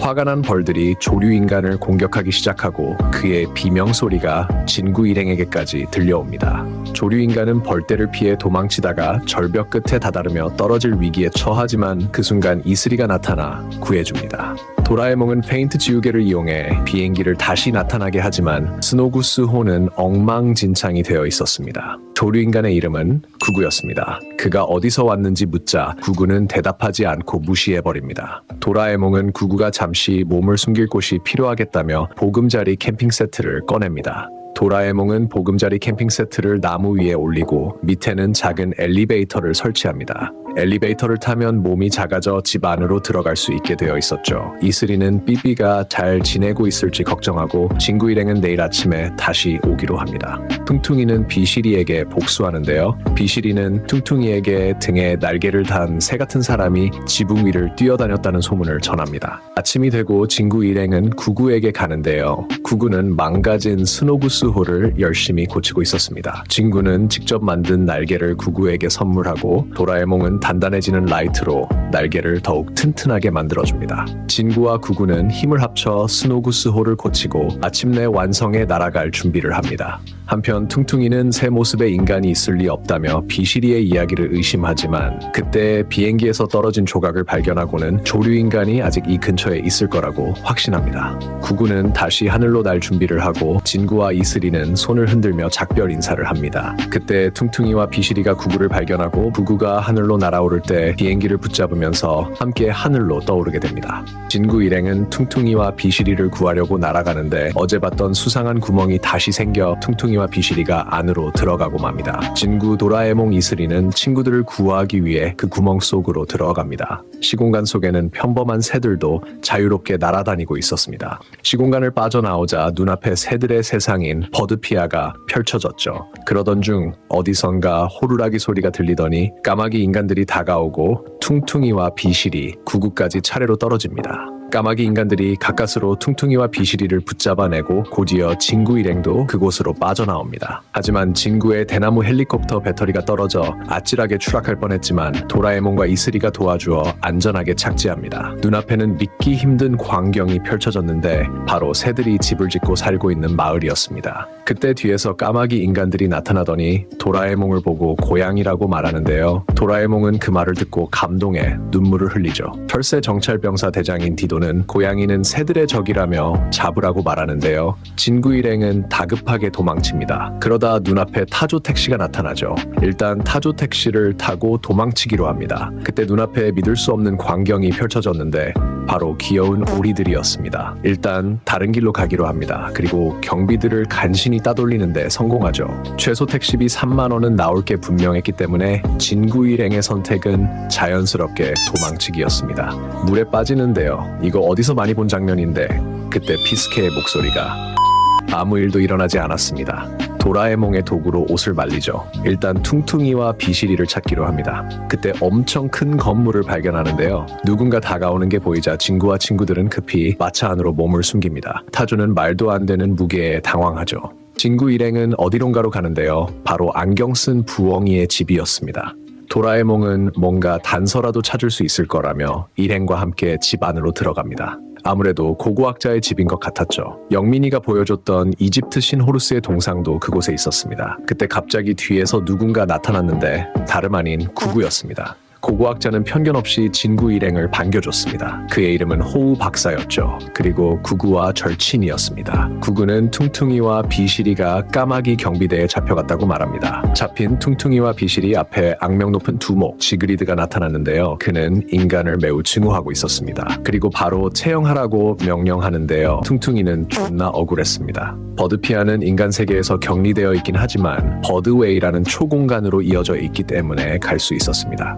도라에몽은 퉁퉁이와 비실이를 구할 방법을 생각하다가 좋은 생각이 나는데요. 주머니에서 새 모자를 꺼냅니다. 이 새 모자라면 경비대 녀석들도 알아차리지 못할 거라고 말하죠. 아니, 처음부터 이거 꺼내줬으면 영화 빨리 끝났잖아. 구구는 스노구스호가 망가져 날지 못했습니다. 그래서 등에 업히기로 합니다. 그러나 도라에몽은 들지 못했습니다. 알고 보니 펭귄 모자를 썼던 것이었습니다. 비실이는 체형이 뭔지 알려달라고 말하는데요. 바로 엉덩이 천대였습니다. 친구와 친구들은 몰래 건물 안으로 숨어들었습니다. 그때 도라에몽이 빠져라 구슬을 꺼내들며 까마귀 인간들을 물에 빠뜨리는 동안 열쇠를 빼오라고 말하죠. 도라에몽이 구슬을 던지자 까마귀 인간들이 물에 빠지기 시작했습니다. 진구 일행은 대놓고 앞에 나타나 퉁퉁이와 비실이를 구출했습니다. 그리고 잊어버려 꽃으로 기억을 지워주죠. 비실이는 얼른 집에 가고 싶다고 말하지만 진구는 구구랑 좀 더 함께 있다가 가자고 제안했고 친구들도 모두 찬성하며 새 모자를 썼습니다. 비실이는 단지 사람이라는 이유만으로 갇힌 게 이해가 되지 않는다고 말하는데요. 그 이유는 지그리드 장관이 인간들을 싫어하기 때문이라고 말합니다. 버드피아에는 철새 순찰대가 세계 곳곳에 있는 철새들을 감시하는 역할을 맡고 있다고 합니다. 철새들은 특별한 능력을 가지고 있어 자신의 길을 잘 찾아가지만 그 중에는 길을 잃는 녀석도 가끔 있다고 말합니다. 그런 녀석들을 올바른 코스로 데려다 주거나 위험한 일이 닥치면 그들을 보호해주는 것이 철새 순찰대가 하는 일이었습니다. 그러나 지그리드는 순찰을 하는 도중 사람이 쏜 총에 그만 날개를 맞았고 그 뒤로 인간을 미워하게 되었다고 합니다. 호우 박사는 지구는 인간만의 것이 아니라 새들과 함께 살아가야 한다고 말합니다. 지금 필요한 건 이를 위해 무엇을 할 수 있을지 고민하는 것이라고 덧붙이죠. 호우 박사의 집에는 오래된 물건들이 많았습니다. 비실이가 석비를 만지려 하자 호우 박사가 급히 말리며 석비가 너무 오래되어 잘 부서질 수 있다고 설명합니다. 이 석비에는 버드피아의 운명을 바꿀 수 있는 오래된 전설이 적혀 있었고 작년에 전설의 나무 아래에서 발굴되었다고 합니다. 구구는 친구들에게 그 나무를 보여줍니다. 나무 꼭대기에는 항상 구름이 걸려 있는데 이를 스모크 벨트라고 부른다고 합니다. 그 안에 들어간 사람은 아직 없으며 전설의 나무는 조류 인간이 생긴 이후 계속 자라나 지금은 얼마나 거대하며 정상에 무엇이 있는지 아무도 모른다고 설명합니다. 이후 진구와 친구들은 구구의 집으로 향하는데 그곳에서 구구의 여자친구 밀크를 만납니다. 집에 들어가자 구구의 엄마가 반갑게 맞아주고 구구는 아빠가 어디 있냐고 묻는데요. 엄마는 지그리드 장관, 바비론 대장과 이야기 중이라고 말합니다. 바비론 대장은 버드피아와 지구의 모든 새를 인간으로부터 보호하자는 서류에 구구 아빠의 서명을 요청합니다. 이제 남은 건 호우 박사와 구구 아빠의 서명뿐이라고 합니다. 하지만 구구 아빠는 이 계획에 동의할 수 없다고 말합니다. 지그리드 장관이 왔다는 소식에 퉁퉁이는 계속 먹기 시작합니다. 똑같은 장면 아님. 밀크는 구구에게 이카루스 경주에 나가니 많이 먹으라고 말합니다. 이카루스 경주는 철새 순찰대에 들어가는 입대 시험으로 옛날 이카루스 전설에서 이름을 따왔다고 합니다. 순찰대원이 되려면 빠르기만 해서는 안 되고 기술과 힘도 모두 갖춰야 한다고 설명합니다. 구구는 내일 모레 스노구스호를 타고 경주에 출전할 거라고 말합니다. 바로 그때 지그리드 장관은 구구를 비웃으며 제대로 날지도 못하는 녀석이 경주에서 이길 것 같냐고 말하고 떠납니다. 이에 밀크는 구구가 못 나는 데는 이유가 있다며 화를 냅니다. 찐따 진구는 이유가 궁금해지는데요. 비가 퍼붓던 어느 날 밤 구구의 엄마는 다리 밑으로 피신했다가 하늘에서 떨어지는 구구를 간신히 붙잡았습니다. 그것이 둘의 첫 만남이었고 구구는 그때의 기억 때문에 날려고만 하면 무서움이 밀려온다고 합니다. 그 이야기를 듣던 도라에몽은 자신도 쥐를 무서워하는 이유를 떠올리며 공감합니다. 생각해보니 이 새끼 귀가 없습니다. 구구는 이제 스노구스호가 있어 괜찮다고 말합니다. 그리고 모두 함께 경주에 참가하자고 제안하는데요. 모두 찬성합니다. 비실이는 갑자기 할 말이 있다고 말하는데요. 바로 화장실이 가고 싶은 것이었습니다. 계단을 내려가 문을 열고 들어가는데 비실이가 들어간 곳은 화장실이 아니었습니다. 들어간 곳에는 바구니가 있었는데요. 바구니 안에는 알이 있었습니다. 그때 갑자기 알이 부화하기 시작합니다.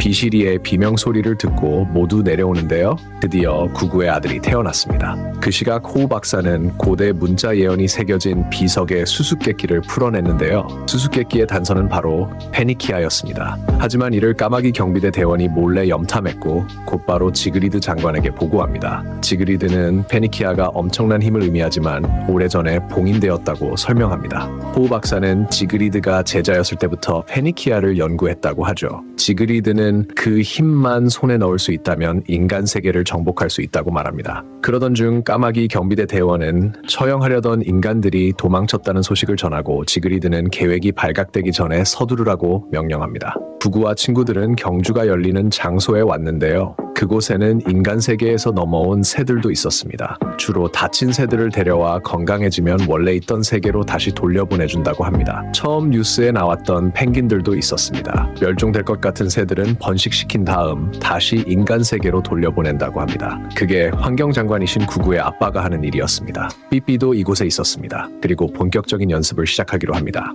이카루스 경주는 중앙청에서 출발해 표지판을 따라 코스를 돈 뒤에 다시 돌아와 전설의 나무 쪽으로 날아가 스모크 벨트 밑에다가 자신의 깃털을 꽂으면 끝이라고 말합니다. 일단 맞은편 절벽까지 날아가 보기로 하는데요. 진구는 절벽에 도착하자마자 우승 같은 거 안 해도 된다며 바로 포기해버립니다. 구구는 진구의 말을 무시하고 10바퀴 더 돌자고 말하죠. 그 시각 호우 박사는 비석의 수수께끼를 전부 풀어냈는데요. 그 순간 까마귀 경비대 대원들에게 납치당합니다. 다음날 드디어 이번 극장판의 역대급 명장면으로 손꼽히는 이카루스 경주 대회가 시작하죠. 인생에서 최고의 경주 극장판을 꼽으라고 하면 뽀로로의 슈퍼썰매 대모험과 날개의 용사들이라고 생각할 만큼 아직까지도 기억에 남습니다.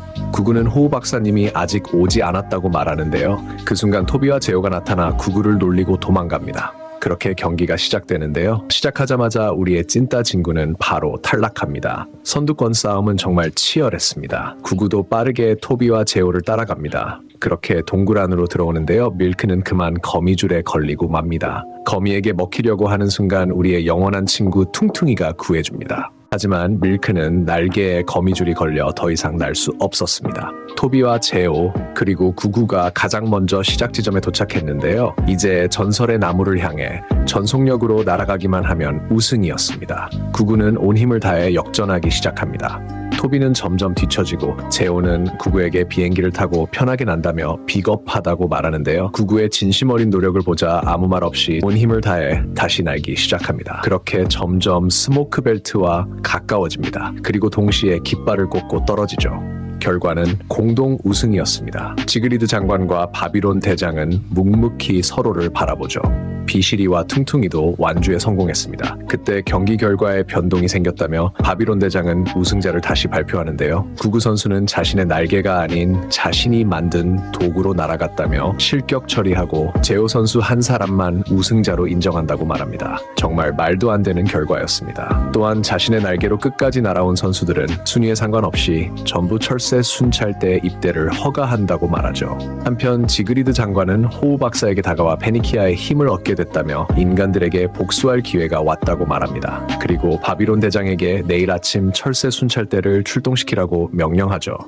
역시 자기 날개로 날지 않으면 안 되는 거였어. 그때 퉁퉁이와 비시리는 눈치 없이 내일 아침 첫 출동이라며 좋아합니다. 이슬이는 뒤지기 싫으면 닥치라고 말하죠. 도라에몽은 구구가 실격당한 게 말이 안 된다며 무슨 꿍꿍이가 있는 것 같다고 말합니다. 다음날 구구는 감쪽같이 사라졌습니다. 비시리와 퉁퉁이는 철새 순찰대에서의 첫 임무를 수행합니다. 진구 일행은 호우 박사 집에 가보기로 합니다. 그러나 호우 박사도 사라진 상태였습니다. 밀크는 지그리드 장관이 납치해 간 게 분명하다고 확신하죠. 그 시각 구구는 혼자 절벽에 서 있었는데요. 갑자기 날개를 피더니 용기 있게 점프하지만 트라우마 때문에 그대로 떨어집니다. 그때 진구와 이슬이가 나타나 간신히 구구를 구해냅니다. 밀크는 호우 박사님이 납치당했다고 말하는데요. 구구는 바로 정신을 차립니다. 도라에몽은 타임 보호자기를 이용해 부서진 석비를 원래대로 되돌리고 통역곤약을 이용해 해독하기 시작하는데요. 석비에는 페니키아는 북쪽 끝에서 솟아있으며 라라아트산 용의 계곡 바닥에 누워있으리라. 또한 페니키아의 힘은 천지의 힘과 같이 거대하리라. 잠들어 있는 페니키아의 힘을 힘을 깨워서는 이라고 적혀 있었습니다. 이대로라면 지그리드 장관이 페니키아의 힘을 이용해 버드피아를 정복하는 것은 시간 문제였습니다. 구구는 이카루스라면 페니키아의 힘에 대해 알고 있을 거라면서 말도 안 되는 소리를 하는데요. 이카루스는 전설에 나오는 아주 옛날 사람이었습니다. 호우 박사님한테서 들은 바에 의하면 철새 순찰 때였던 지그리드가 인간한테 총을 맞은 사건이 일어났을 때 그 사고의 책임을 지고 스스로 감옥섬에 들어갔다고 합니다. 드디어 감옥섬에서 이카루스를 찾았는데요. 구구는 박사님을 구해달라며 페니키아의 힘을 지그리드에게 뺏길 수는 없다고 말하죠. 이카루스는 페니키아라는 단어를 듣자마자 수갑을 풀고 감옥섬을 탈출합니다.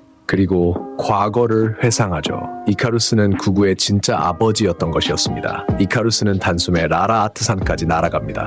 그 시각 지그리드는 페니키아의 힘을 봉인시킬 준비를 합니다. 호우 박사가 안 된다며 밖으로 나오는데 그 모습을 보자 퉁퉁이와 비실이는 뛰어가지만 바로 잡히고 맙니다. 이카루스는 용의 계곡 반대편까지 왔는데요. 도라에몽은 적응총을 이용해 따뜻하게 만듭니다. 그때 바닥이 갈라지면서 진구와 구구가 떨어지죠. 구구는 얼음 안에서 이상한 물체를 발견합니다. 진구가 얼음을 건드리자 인간이 나타나는데요. 입체 영상이었습니다. 그의 이름은 보존새. 22세기 미래에서 온 조류학자이자 버드피아의 창조주였습니다. 현 시점에선 이미 고인이었습니다. 젊은 시절 인간이 싫어 새들과 함께 살기 위해 새 모양의 타임머신을 타고 포유류 탄생 이전 시대로 가다가 이상한 시공 현상에 휘말려 시공의 벽을 뛰어넘은 평행세계에 와 그대로 정착해 타임머신에 태우고 온 새들을 진화시켜 새 인간으로 만들어 교육을 시켜 지성을 부여하고 원래부터 살고 있었던 괴물 페니키아를 라라아트산에 있는 용의 계곡 지하에 봉인시킴으로써 진정한 새들의 유토피아를 만들고 세상을 떠난 것이었습니다. 그러나 이미 한 발 늦은 것 같았습니다. 지그리드는 페니키아를 조종하여 버드웨이를 통해 인간 세계도 정복하려고 하는데요. 그 순간 페니키아가 깨어납니다. 당연히 지그리드 말을 무시하고 공격하려고 하는 순간 이카루스가 나타나지만 까마귀 경비대가 이카루스를 붙잡습니다. 도라에몽은 진화퇴화 광선총을 꺼내 페니키아에게 발사하려고 하지만 이번엔 바비론 대장의 방해로 오히려 진화해버립니다. 진화한 페니키아는 입에서 불을 내뿜으며 지그리드를 공격하는데요. 지그리드가 떨어지려고 하는 순간 이카루스가 재빠르게 날아가 구해줍니다. 페니키아는 버드피아로 날아갑니다. 이대로라면 버드피아에 있는 사람들이 위험에 빠지게 되죠. 페니키아는 무자비하게 버드피아를 공격하는데요. 페니키아에게 어떠한 공격도 통하지 않았습니다. 이슬이와 밀크는 미처 대피하지 못한 사람들을 대피시키고 있었습니다. 그때 이슬이는 삐삐가 아직 집에 있다는 걸 알아차리고 다시 안으로 들어갑니다. 이카루스는 페니키아 얼굴에 올라타 창으로 찌르지만 바로 참교육당합니다. 장비빨 구구는 빠르게 날아가 이카루스를 구해냅니다. 그 시각 이슬이는 삐삐를 찾는데 성공합니다. 도라에몽은 갑자기 좋은 아이디어가 떠오르는데요. 바로 보존새 박사가 타고 온 타임머신을 찾는 것이었습니다. 그때 이카루스는 전설의 나무 꼭대기에서 타임머신을 봤다고 말하는데요. 구구는 한치의 망설임도 없이 페니키아를 전설의 나무 쪽으로 유인하기 시작합니다. 그러나 스모크 벨트를 들어가려고 하는 순간 페니키아 공격에 땅으로 떨어지기 시작하지만 다행히 나무에 걸려 목숨은 구합니다. 찐따 진구는 더 이상 참지 못하고 페니키아가 있는 쪽으로 가지만 바로 공격당하고 땅으로 떨어지기 시작하는데요. 그 순간 어디선가 이카루스의 목소리가 들리고 구구는 트라우마를 극복하고 날기 시작합니다. 그리고 진구의 목숨을 구해줍니다. 구구는 다시 한번 페니키아를 유인하기 시작합니다. 그리고 스모크 벨트 안으로 들어가죠. 진구와 친구들은 목소리 고체와 액을 사용해 구구보다 빠르게 전설의 나무 꼭대기에 올라갑니다. 전설의 나무 꼭대기에는 거대한 호수가 있었습니다. 그리고 보존새 박사의 타임머신도 있었죠. 구구와 진구는 페니키아를 유인하고 도라에몽이 타임머신의 발사 버튼을 눌러 페니키아를 쓰러뜨립니다.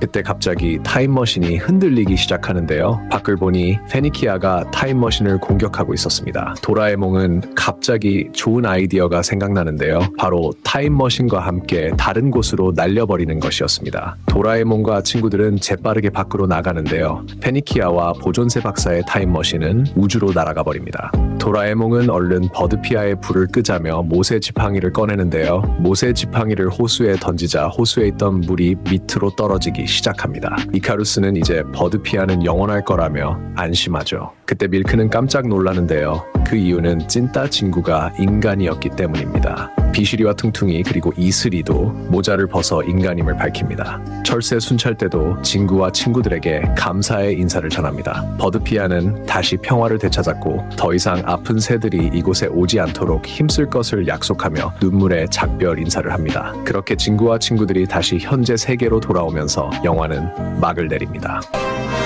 안녕, 버드피아.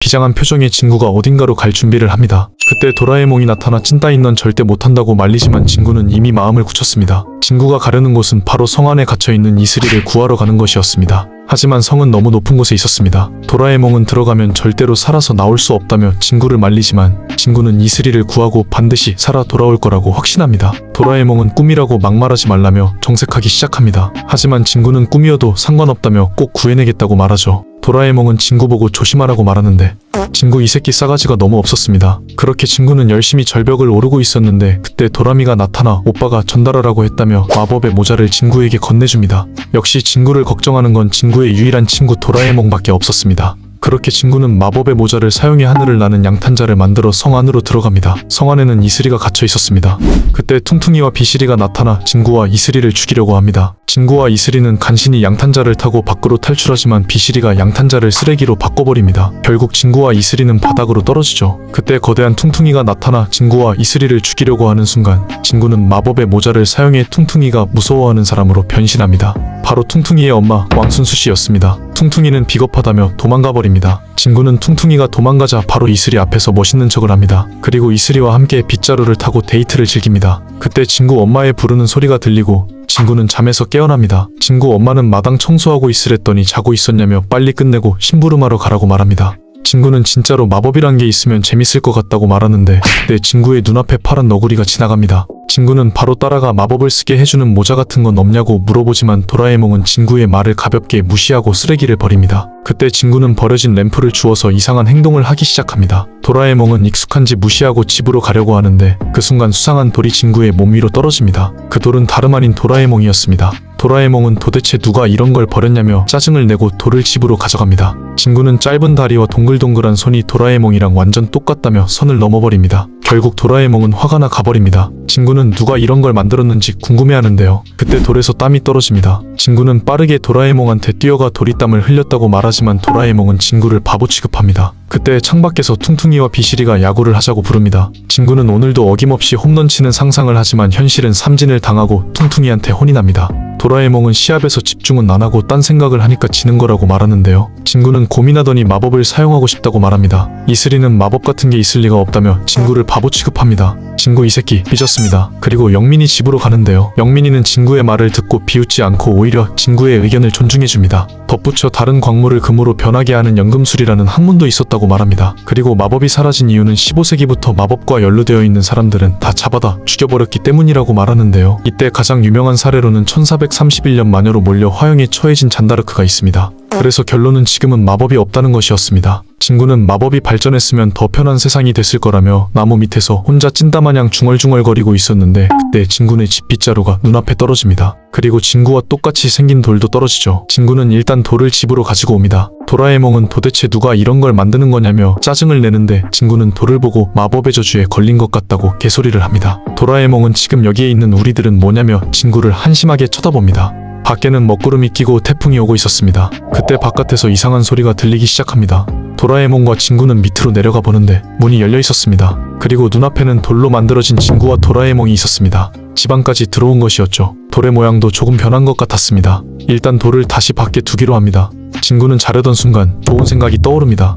바로 만약에 박스였습니다. 도라에몽도 재밌겠다며 잠깐만 마법을 쓰고 다시 원래 세계로 돌아오자고 말합니다. 그렇게 진구는 마법이 있는 세상을 만듭니다. 그리고 기쁜 마음으로 주문을 외우는데 주문을 외워도 방석은 날지 않았습니다. 진구는 도라에몽 도구는 항상 문제라며 개찐따 같은 발언을 하는데요. 도라에몽은 마법 같은 건 처음부터 없었다며 싸우기 시작하지만 둘 다 지쳤는지 일단 잠을 청하기로 합니다. 다음날 아침 다행히 비는 그친 것 같았습니다. 도라에몽은 돌이 잘 있는지 마당에 나오는데요. 돌은 감쪽같이 없어졌습니다. 그리고 하늘을 보더니 경악을 금치 못합니다. 도라에몽이 본 것은 하늘을 날고 있는 사람들이었습니다. 정말 마법 세계가 돼버린 것이었죠. 친구 엄마는 마법을 이용해 맛있는 계란 후라이를 만들어줍니다. 친구는 양탄자를 타고 빠르게 학교로 날아간다고 말하지만 친구 엄마는 양탄자 같은 건 없다며 너무 비싸기도 하고 아빠가 운전 면허증이 없다고 말합니다. 마법 세계에서도 친구는 지각이었죠. 학교에선 마법을 가르치고 있었는데요. 친구 이 새끼 유치원생도 할 수 있는 마법을 사용하지 못했습니다.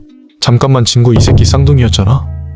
친구의 분필은 주문을 외워도 움직이지 않았습니다. 그때 비실이가 앞으로 나오더니 주문을 외워 분필로 친구는 바보라고 적습니다. 선생님은 수업이 끝나고 교무실로 오라고 말합니다. 친구 엄마는 TV를 보고 있었는데요. 그때 양탄자 광고가 나옵니다. 친구 엄마는 가격이 싼 양탄자가 나오자 관심을 보이지만 운전면허가 없어서 바로 포기합니다. 그리고 친구 이 새끼 분명 학교에서 또 혼나고 있을 거라며 미친 촉을 발휘하죠. 도라에몽은 밖으로 나와 친구를 찾기 시작합니다. 친구는 교실에도 없었는데요. 뒷산에 있었습니다. 친구는 마법이 너무 어렵다며 마법 세계에 실망했다고 말합니다. 그러자 도라에몽은 마법도 공부처럼 열심히 해야 한다며 팩폭을 날려버립니다. 친구는 집에 오자마자 이번엔 엄마한테 잔소리를 듣습니다. 현타가 온 친구는 이제 그만 원래 세계로 돌아가자고 말합니다. 그때 밖에서 퉁퉁이가 같이 빗자루를 타고 놀자며 친구를 부르는데요. 이 새끼 그냥 친구를 놀리러 온 것이었죠. 친구는 너무 억울하다며 간단한 마법이라도 사용하고 돌아가자고 말합니다. 도라에몽은 창고에서 마법 관련 책을 꺼내 마당에서 책에 있는 내용을 그대로 따라하기 시작하지만 돌은 꿈쩍도 안 했습니다. 그때 하필이면 이슬이가 친구네 집에 왔습니다. 친구 이 새끼 손가락 방향이... 이슬이는 화를 내기 시작하는데 그때 땅이 흔들리기 시작합니다. 이슬이는 보름달 목사가 말한 악마 이야기가 사실일지도 모른다는 의미심장한 말을 합니다. 친구는 보름달 목사가 누구냐고 물어보는데요. 이슬이는 거짓말하지 말라며 놀랍니다. 도라에몽은 미친 순발력으로 친구는 지금 기억상실증을 겪고 있다며 바보 취급해버립니다. 이슬이는 바로 납득하죠. 친구는 이슬이에게 빗자루 타는 법 좀 알려달라고 말합니다. 이슬이는 물건 띄우기도 못하는 애가 빗자루를 어떻게 타냐고 말하지만 알고 보니 친구가 조종하는 게 아니었습니다. 그냥 개변태였죠. 그리고 산 쪽으로 날아가기 시작하는데 그곳에는 퉁퉁이와 비실이가 있었습니다. 그리고 무언가를 쫓고 있었죠. 그때 원숭이처럼 생긴 수상한 생명체가 나타나 퉁퉁이와 비실이를 공격합니다. 퉁퉁이와 비실이는 곧바로 땅으로 떨어지고 기절하고 말죠. 이슬이는 마법을 사용해 퉁퉁이와 비실이를 들지만 존나 무거웠습니다. 결국 친구한테 부탁하는데 그때 도라에몽은 뒷산에 집이 있는 걸 발견합니다. 일단 뒷산에 있는 집으로가 도움을 받기로 하죠. 그때 조각상이 친구와 친구들에게 활을 발사합니다. 그리고 나무가 무슨 일로 왔냐며 말을 하기 시작합니다. 이슬이는 길을 잃었다며 도와달라고 말하고 집 안으로 들어갑니다. 집은 엄청 어두웠는데요. 그 순간 집에 불이 다 켜지더니 액자에서 보름달 목사가 나옵니다. 보름달 목사는 다친 친구들을 보고 곧바로 다영을 부르고 친구는 사랑에 빠집니다. 다영은 퉁퉁이와 비실이를 마법을 이용해 방으로 데리고 갑니다. 친구들이 치료를 받고 있을 동안 보름달 목사는 차라도 마시고 있자고 말합니다. 이슬이는 마계별이 다가오고 있다는 게 사실이냐며 악마가 다른 천체에서 온다는 게 믿어지지가 않는다고 말하는데요. 보름달 목사는 그 말에 화가 나 얼굴이 빨개지더니 인류 멸망으로 이어질 수도 있는 문제라며 화를 냅니다. 그리고 세상의 종말이 얼마 남지 않았다고 말하죠. 그때 다영은 치료가 다 됐다며 퉁퉁이와 비실이를 데리고 방에서 나옵니다. 보름달 목사는 진구와 친구들을 공터까지 데려다 주라고 말합니다. 다영은 진구와 친구들과 함께 양탄자를 타고 날아가는데 그 모습을 아까 그 수상한 생명체가 지켜보고 있었습니다. 진구는 양탄자도 타보고 마법도 써봤다며 슬슬 원래 세계로 돌아가자고 말합니다. 하지만 진구 엄마는 쓰레기차에 만약에 박스를 버렸다며 너네 좆됐다고 알려줍니다. 도라에몽은 밤새 만약에 박스를 찾아보지만 결국 일부분만 찾을 수 있었습니다. 도라에몽은 만약에 박스가 없으면 원래 세계로 돌아갈 수 없다고 말합니다. 결국 서로 감정이 격해져 싸우기 시작하죠.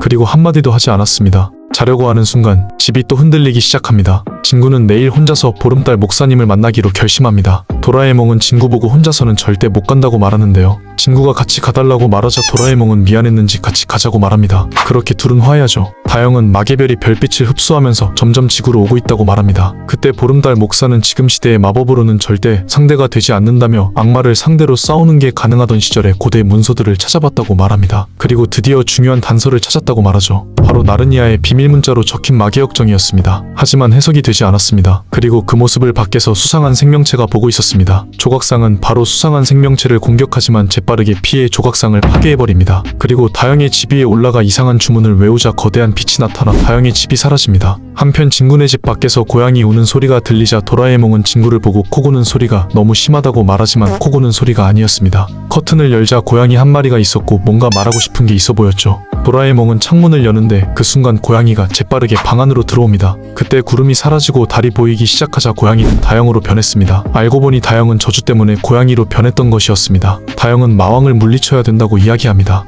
보름달 목사가 말한 마계별은 사실이었습니다. 보름달 목사는 결국 마개별로 끌려갔다고 말하죠. 다시 구름이 달빛을 가리자 다영은 고양이로 변했습니다. 도라에몽은 대나무 헬리콥터를 이용해 구름 위로 올라갔고 고양이는 다시 다영으로 변했습니다. 변신하자마자 다영은 같이 마개별로 숨어 들어가 대마왕을 물리치자고 부탁합니다. 그리고 대마왕을 쓰러뜨릴 용사들은 이미 정해져 있다며 목걸이에서 수정구슬을 꺼내더니 대마왕을 물리칠 방법을 알려달라고 말하는데 진구와 친구들이 구슬에 나타났습니다. 결국 진구는 친구들한테가 상황을 설명합니다. 하지만 친구들은 우리가 뭘 할 수 있냐며 거절하고 진구와 도라에몽도 결국 다영의 부탁을 거절하죠. 태풍은 점점 심해지고 있었습니다. 다영이 걱정된 친구는 마개별로 가기로 결심하죠. 그리고 엄마 아빠한테 편지 하나를 쓰고 집을 나와 뒷산으로 가 다영을 찾기 시작합니다. 그때 알 수 없는 힘 때문에 진구와 도라에몽은 날아갑니다. 바로 다영이 마법을 쓴 것이었죠. 다영은 조용히 하라고 말하는데요. 눈앞에는 별 1개짜리 악마가 있었습니다. 도라에몽은 말이 통하지 않자 통역 곤약을 꺼내 다영에게 건네줍니다. 다영은 마계역정을 찾으러 집으로 돌아갔지만 악마들이 나타나 결계를 만들어 숨어 있었다고 말합니다.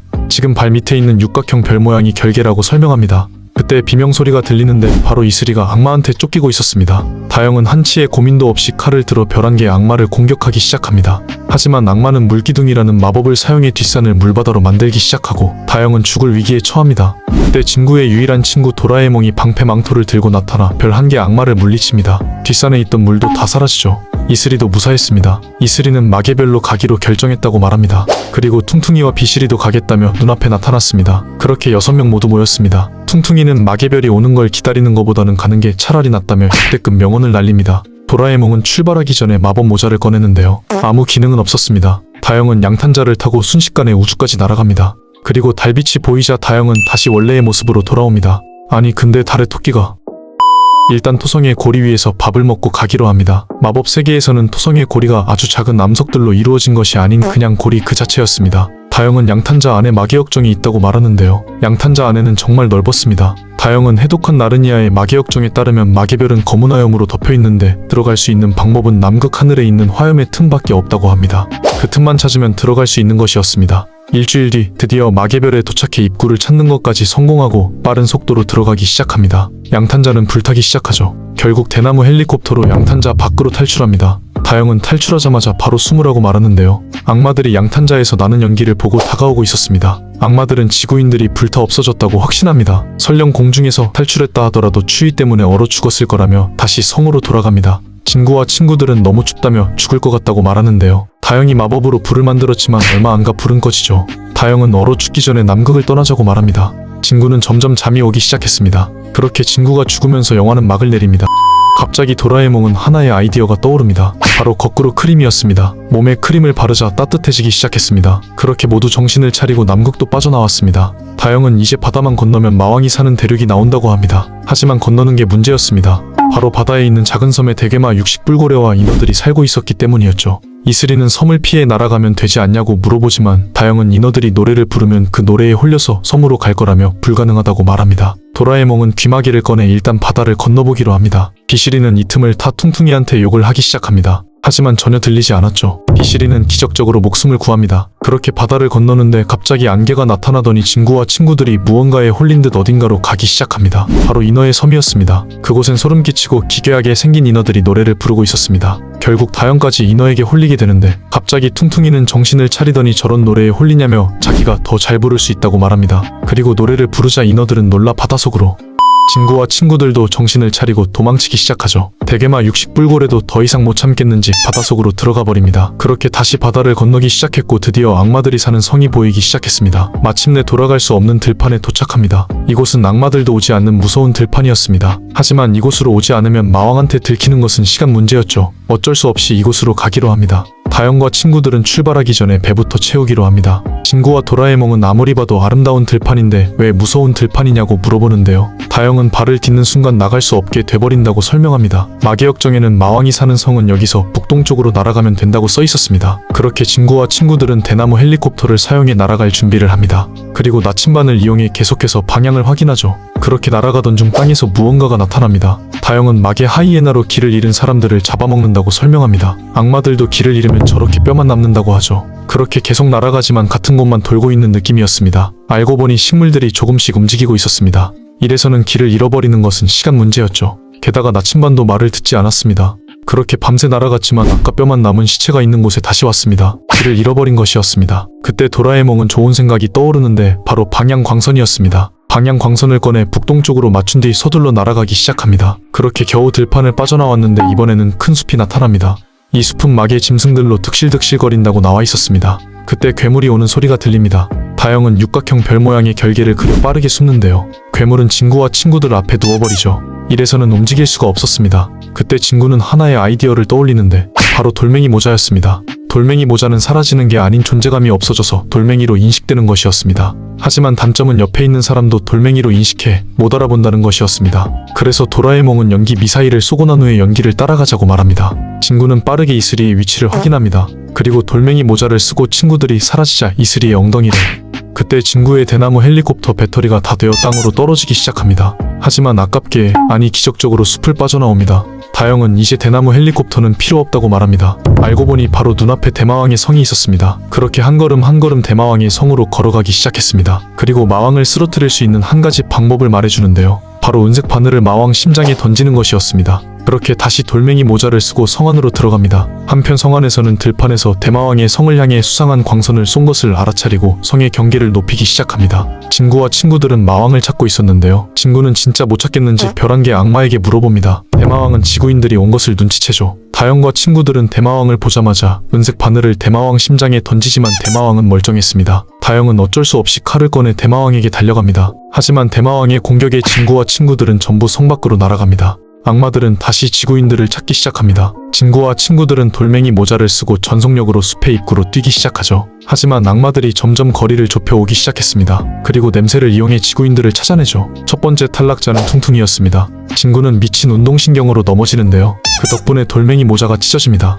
그때 누군가 진구를 구해줍니다. 바로 다영이었습니다. 다영은 악마가 오고 있는 것을 알아차리고 돌멩이 모자를 진구에게 건네줍니다. 그리고 작아진 마계역정을 진구에게 주고 해독하지 못한 마지막 부분에 마왕을 쓰러뜨릴 방법이 적혀있을 거라고 말합니다. 그리고 다영은 자기가 악마들을 유인할 동안 도망치라고 말하죠. 진구도 양심이란 게 있었습니다. 하지만 다영은 진구 넌 마법 같은 거 못 쓰잖아라고 말하며 그냥 빨리 가라고 재촉합니다. 결국 진구는 다시 구하러 올 것을 약속하고 죽을 듯이 앞만 보고 뛰기 시작합니다. 생존자는 단 2명, 찐따진구와 진구의 유일한 친구 도라에몽이었습니다. 진구는 마법 세계를 만든 자기 잘못이라며 하염없이 우는데요. 맞습니다. 다 이 새끼 때문이었죠. 그때 도라에몽은 엄청난 아이디어가 떠오릅니다. 바로 타임머신이었습니다. 과거로 돌아가 만약에 박스가 있었을 때로 돌아가기만 하면 되는 것이었습니다. 도라에몽은 배달 가방으로 지구에 있는 진구의 책상을 꺼내 타임머신 안으로 들어갑니다. 하지만 그 모습을 대마왕이 보고 있었습니다. 대마왕은 메두사에게 진구와 친구들을 잡으라고 명령하죠. 진구와 도라에몽은 마법이 없는 세계로 옵니다. 도라에몽은 지금쯤이면 쓰레기장에 갔을 거라고 말하는데요. 그때 뒤에서 누군가 따라오고 있는 것을 알아차립니다. 바로 메두사였습니다. 진구는 곧바로 빗자루를 타고 도망치지만 결국 메두사에게 공격당하고 말았습니다. 그렇게 돌로 변해버리고 도라에몽은 쓰레기장에, 진구는 나무 위에 떨어지게 됩니다. 그리고 진구와 도라에몽에게 발견돼 집으로 오게 됩니다. 밤이 되고 달빛이 생기자 돌에서 다시 원래의 모습으로 변하는데요. 진구는 곧 있으면 만약에 박스가 버려지게 될 거라며 시간이 없다고 말하고 빠르게 집 안으로 들어오지만 다시 달빛이 사라져 돌로 변하게 됩니다. 그렇게 다시 마당 밖으로 오게 됩니다. 다영과 보름달 목사는 극적으로 다시 만나게 됩니다. 하지만 도망칠 방법이 없었죠. 도라에몽과 진구에게 모든 걸 걸어야 했습니다. 그때 악마는 그 둘은 이미 돌이 되었다고 말하고 내일이면 마계별이 지구에 도착한다며 희망을 버리라고 이야기합니다. 그리고 그걸 축하하는 의미에서 다영과 친구들을 요리한다고 합니다. 엄청난 영광이었습니다. 그 시각 진구와 도라에몽이 극적으로 탈출했습니다. 바로 도라미가 구해준 것이었습니다. 도라미는 벌레 경보 덕분에 걱정돼서 와봤더니 돌이 되어 있는 진구와 도라에몽이 있었고 타임보자기로 다시 원래의 상태로 돌려놓은 거라고 말합니다. 그렇게 도라미가 만약에 박스를 꺼내며 영화는 막을 내립니다. 그때 진구는 마법세계에 있는 친구들은 어떻게 되냐고 물어보는데요. 도라에몽은 전혀 관계없는 세계가 된다고 말합니다. 한마디로 마법세계에 있는 친구들은 하염없이 찐따진구와 진구의 유일한 친구 도라에몽을 기다리다 전부 죽음을 맞이하게 되는 것이었습니다. 인사진구는 다영과 약속했다며 다시 돌아가자고 말합니다. 그렇게 타임머신을 타고 다시 다영과 친구들이 있는 곳으로 가기 시작합니다.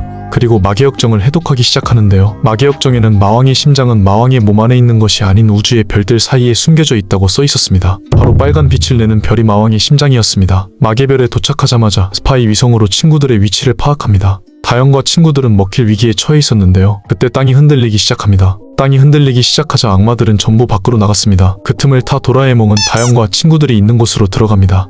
그렇게 진구와 친구들은 무사히 탈출 악마를 만납니다. 하지만 악마는 도라에몽 모자에 있는 별에 개수를 세어보더니 도망가 버립니다. 도라에몽은 타임 보자기를 이용해 불타 없어진 양탄자를 다시 돌려놓고 일단 마계별을 탈출하기 시작합니다. 그 모습을 본 대마왕은 폭발해버리고 맙니다. 악마들은 진구와 친구들을 잡으러 가는데요. 진구와 친구들은 빨간 빛을 내는 별을 찾고 있었습니다. 그때 보름달 목사는 데몬성운에 있는 알파별이 대마왕의 심장이라고 말합니다. 대마왕은 자신의 심장으로 가는 것을 알아차리고 양탄자를 향해 엄청나게 많은 공격을 하기 시작하는데요. 진구와 친구들은 도라에몽의 도구를 이용해 악마들의 공격을 막고 드디어 알파별에 도착합니다. 퉁퉁이는 은색 바늘을 대마왕 심장에 던지고 도라미가 빅라이트를 이용해 은색 바늘을 크게 만들어 대마왕 심장을 맞추면서 대마왕은 죽게 됩니다. 그리고 대마왕의 심장이 마계별과 부딪히면서 모든 게 사라집니다. 그렇게 마법세계는 다시 평화를 찾게 되죠. 마법세계에서 다영과 진구는 마지막 인사를 나누고 진구는 마법이 없는 세계로 돌아와 이슬이를 보고 칭카라 호이라고 외치는데 기적적으로 이슬이의 치마가 위로 올라갑니다. 진구는 바람 때문이었을 거라며 마법이 없는 세계에서 다시 친구들과 노는 것을 끝으로 영화는 막을 내립니다.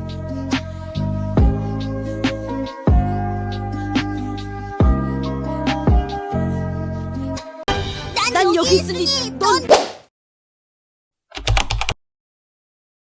정체불명의 여성이 빠르게 달아나고 그녀를 쫓는 사람들이 뒤를 따릅니다. 막다른 길에 다다른 여성을 발견한 부족들은 화살을 쏘아 공격하지만 그녀에게는 전혀 통하지 않았습니다. 결국 정체불명의 여성은 무사히 도망치는 데 성공합니다. 정체불명의 여성은 한신전에 도착했고 갑자기 요상한 주문을 외우며 기도를 하기 시작합니다. 그때 화면이 바뀌고 한 남자가 점점 죽어가는 어머니를 보고 걱정하고 있습니다. 정체불명의 여성 이름은 레디나였고 그녀는 지금 이 레디나의 저주에 걸린 것이었습니다. 그렇게 영화는 시작됩니다. 어머니. 보라색 망토를 두른 마녀가 어느 오두막 집에 도착해 백설공주를 부릅니다. 그들의 정체는 비시리와 이슬이었습니다. 비시리는 사과를 건네며 이건 마법의 사과로 어떤 소원이든 이루어준다고 말합니다. 이슬이는 사과를 받고 자기는 왕자님하고 행복하게 사는 것이 소원이라고 말하며 사과를 먹습니다. 사과를 한 입 베어물자 이슬이는 쓰러졌고 비시리는 도망칩니다. 그때 마침 도라에몽과 미니도라들이 백설공주의 집으로 돌아왔고 생을 마감한 이슬이를 보며 오열합니다. 그때 백마를 탄 돼지가 아닌 퉁퉁이 왕자가 도착했습니다. 그리고 진구랑 똑같이 생긴 나무도 등장했습니다.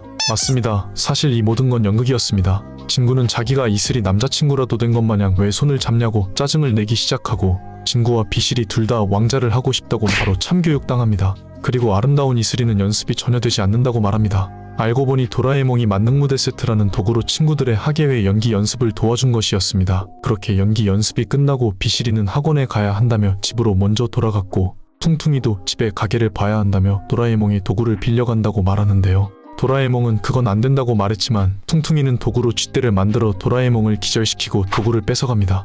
진구는 도구를 어디에 쓰려고 하는 것인지에 대한 의문을 품습니다. 퉁퉁이는 도구를 본인의 방으로 가지고 왔고 이왕 노래 연습을 하는 거 큰 무대에서 하고 싶다고 말하며 슈퍼스타의 무대를 만듭니다. 한껏봉에 찬 퉁퉁이는 본인이 직접 준비한 무대의 의상으로 갈아입으며 노래를 부르기 시작합니다. 그때 기절 상태에서 깨어난 도라에몽은 다시 가지고 와야 한다며 바꿔치기 보자기라는 도구를 꺼냅니다.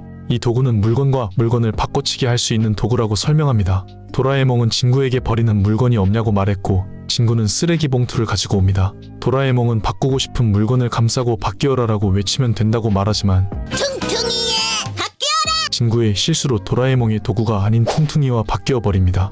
퉁퉁이의 노래소리 때문에 고통스러워하는 친구들을 눈치챈 퉁퉁이는 화를 내며 다시 본인 집으로 돌아갑니다. 도구를 가지고 오는 것에 실패한 도라에몽은 다른 방법을 써야겠다며 타이몰과 타임 끈끈이를 꺼냅니다. 타이몰이라는 도구는 본인이 원하는 시간과 장소로 이동할 수 있는 도구로 오늘 밤 퉁퉁이 방으로 시간을 맞춘 뒤 이 끈끈이로 도구를 가지고 오자고 말합니다. 진구는 본인이 도구를 꺼내오겠다고 말하지만 실수로 퉁퉁이의 머리에 끈끈이가 붙어버립니다. 열받은 퉁퉁이는 진구를 끌고 옵니다.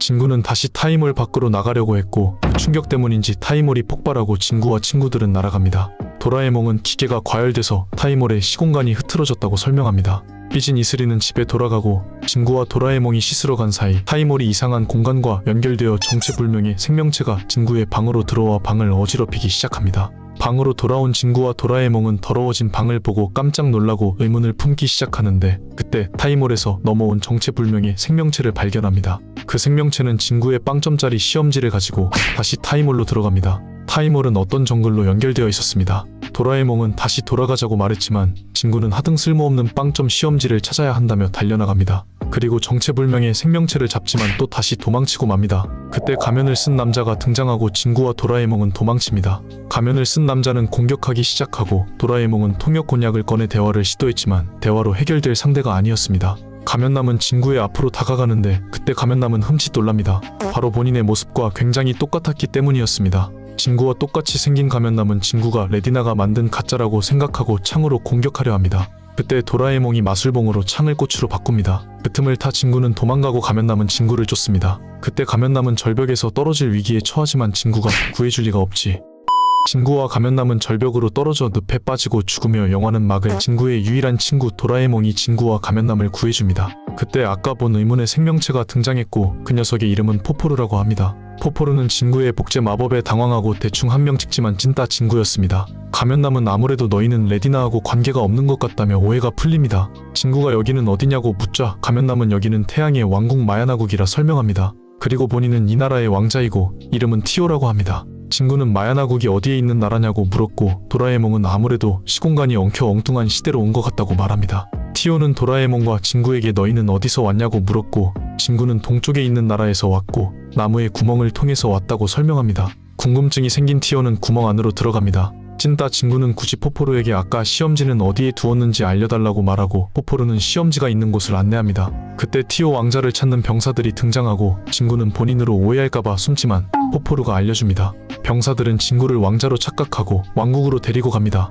그 시각 티오는 나무 안에 이런 세계가 있다는 사실에 신기해합니다. 도라에몽은 돌아오지 않는 진구를 걱정했고 티오 왕자는 명령하는 도라에몽을 기절시키고 1층으로 내려가 거실 문을 부수고 리모컨을 발로 밟아 TV가 켜지는데 마술쇼를 하고 있는 모습에 티오는 레디나의 부하라고 생각해 무작정 TV를 때려 부숩니다. 그 모습을 본 도라에몽은 벌써부터 머리가 아프기 시작했고 엄마가 없는 게 신의 한 수라고 말합니다. 티오 왕자는 누굴 말하냐고 물어보는데 도라에몽은 이 집에서 가장 무서운 분이라고 설명합니다. 그리고 일단 티오를 시켜줍니다. 티오는 배가 고프다고 말하고 도라에몽은 컵라면을 끓여줍니다. 한편 진구는 정글 밖 왕국에 도착합니다. 왕국에 도착하자 도우미들이 진구의 몸을 씻겨주고 옷도 갈아입혀주고 음식까지 대접합니다. 진구는 매우 만족하고 티오 왕자도 매우 만족합니다. 그때 이 집에서 서열일이 진구 엄마가 들어옵니다. 일단 도라에몽은 진구를 찾으러 옵니다. 그때 병사 한 명이 티오 왕자를 부르고 도라에몽과 티오 왕자는 급하게 숨습니다. 병사가 나가고 티오 왕자는 진구에게 잠깐 동안만 역할을 바꿔달라는 부탁을 합니다. 그 이유는 레디나를 쓰러뜨릴 방법을 찾기 위해 진구의 나라를 더 알아보고 싶다는 것이었습니다.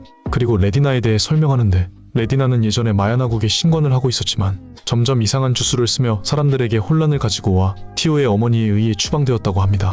그리고 레디나는 복수하기 위해 티오의 어머니를 잠들게 한 것이었습니다. 레디나는 추방당한 이후 아무도 접근할 수 없는 백골의 숲이라는 곳에 들어가 어둠의 신전에서 살고 있다고 합니다. 그리고 날이 가면 갈수록 점점 얄미워가는 어머니 앞에서 태양의 신께 맹세했다며 진구와 도라에몽에게 진심을 다해 부탁합니다. 이야기를 들은 진구는 티오의 부탁을 들어주기로 결정합니다. 진구와 도라에몽은 집에 돌아오는데 눈앞에는 서열일이 진구 엄마가 있었고 진구와 도라에몽은 빠르게 방을 청소합니다. 그렇게 다음날 진구와 티오는 본격적으로 모습을 바꾸었고 도라에몽은 티오가 된 진구에게 예비주머니를 건네줍니다. 진구는 왕자가 된 기분을 만끽하며 왕국을 돌아다닙니다. 그때 진구는 봉술 연습을 하고 있는 사람들을 목격하고 진구도 연습에 참여하게 됩니다. 그때 무술교관인 이슈마르의 딸 쿠쿠가 진구를 응원해주고 진구가 빈틈을 보이자 이슈마르는 참교육합니다. 찐따 진구가 잘할 리가 없었죠. 그 시각 진구가 된 티오는 집을 뒤지기 시작합니다. 그때 이슬이가 연극에 도움이 될 만한 책을 빌려왔다며 찾아옵니다. 티오는 책을 받아 읽어보더니 여자는 방해만 된다며 필요 없다고 책을 던져버립니다. 이슬이는 충격을 받고 집으로 돌아갑니다. 티오도 밖을 나가보는데 달려오는 택시를 보고 바로 도망가지만 무섭게 달려오는 트럭에 치여 죽으며 영화는 막을 진구의 유일한 친구 도라에몽이 티오를 구해줍니다. 티오는 하늘을 날고 있다며 몸을 움직이기 시작했고 선생님의 화분위로 떨어집니다. 한편 쓰러진 진구를 쿠쿠가 보살펴주고 있습니다.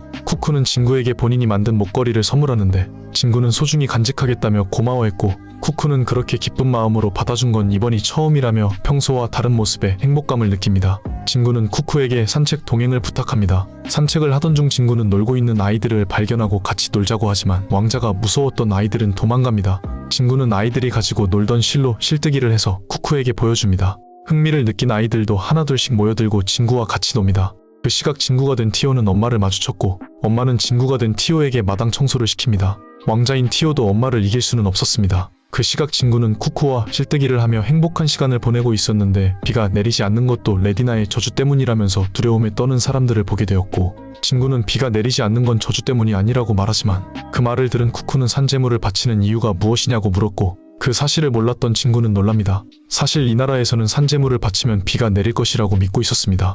재물이 뛰어내리려고 하는 순간 진구는 산재물을 바치지 말라며 재물을 바치는 것을 막지만 병사들은 비가 내리길 바라는 백성들의 기대를 저버릴 수 없다고 말합니다. 진구는 그럼 잠깐만 기다리라고 말했고 예비 주머니로 날씨상자를 꺼낸 뒤 비를 내리게 만들었습니다. 갑자기 비가 내리는 모습을 보고 병사들은 놀랍니다. 레디나는 비를 내리게 하는 장면을 목격했고 때가 왔다며 수상한 일을 꾸미고 있었습니다. 한편 티오는 열심히 잡초를 뽑고 음료수를 마시자 엄마의 환상이 떠올랐습니다. 엄마는 일을 하고 나서 마셔야 더 맛있다며 티오에게 말하곤 했습니다. 티오는 그 말을 떠올리며 엄마를 그리워했습니다. 그렇게 저녁이 되고 진구와 티오는 본래의 모습으로 돌아갑니다. 진구는 평생 왕자로 살고 싶다고 말하고 이슬이처럼 이쁜 쿠쿠도 있었다고 말합니다. 도라에몽은 이슬이라는 단어를 듣자마자 깜짝 놀라지만 일단 모른 척합니다. 티오는 목에 걸려있는 목걸이를 보자 바로 버려버립니다. 그때 쿠쿠가 다가와 오늘 정말 멋졌다고 말하지만 티오는 바쁘다며 가라고 말하고 쿠쿠는 버려진 목걸이를 발견합니다. 티오는 모카, 카카오와 함께 봉술 연습을 하고 있었습니다.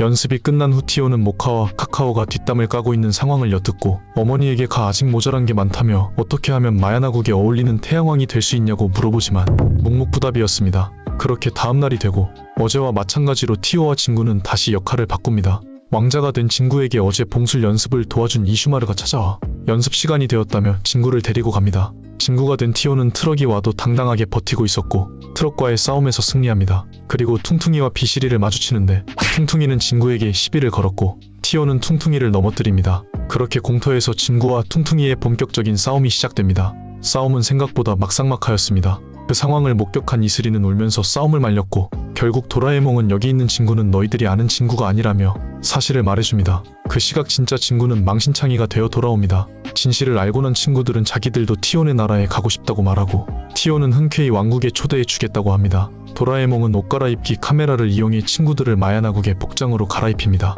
진구는 왕자가 2명일 순 없었기 때문에 여장을 감행합니다. 일명 진주의 탄생입니다. 친구들은 어디로든 문을 통해 티오의 방으로 도착합니다. 그때 쿠쿠는 이슈마르가 왕자님을 찾고 있다고 말했고 티오는 쿠쿠에게 이 마을의 안내를 부탁합니다. 그렇게 쿠쿠와 친구들은 마을을 돌아다녔고 쿠쿠는 봉술 연습을 하는 장소로 안내합니다.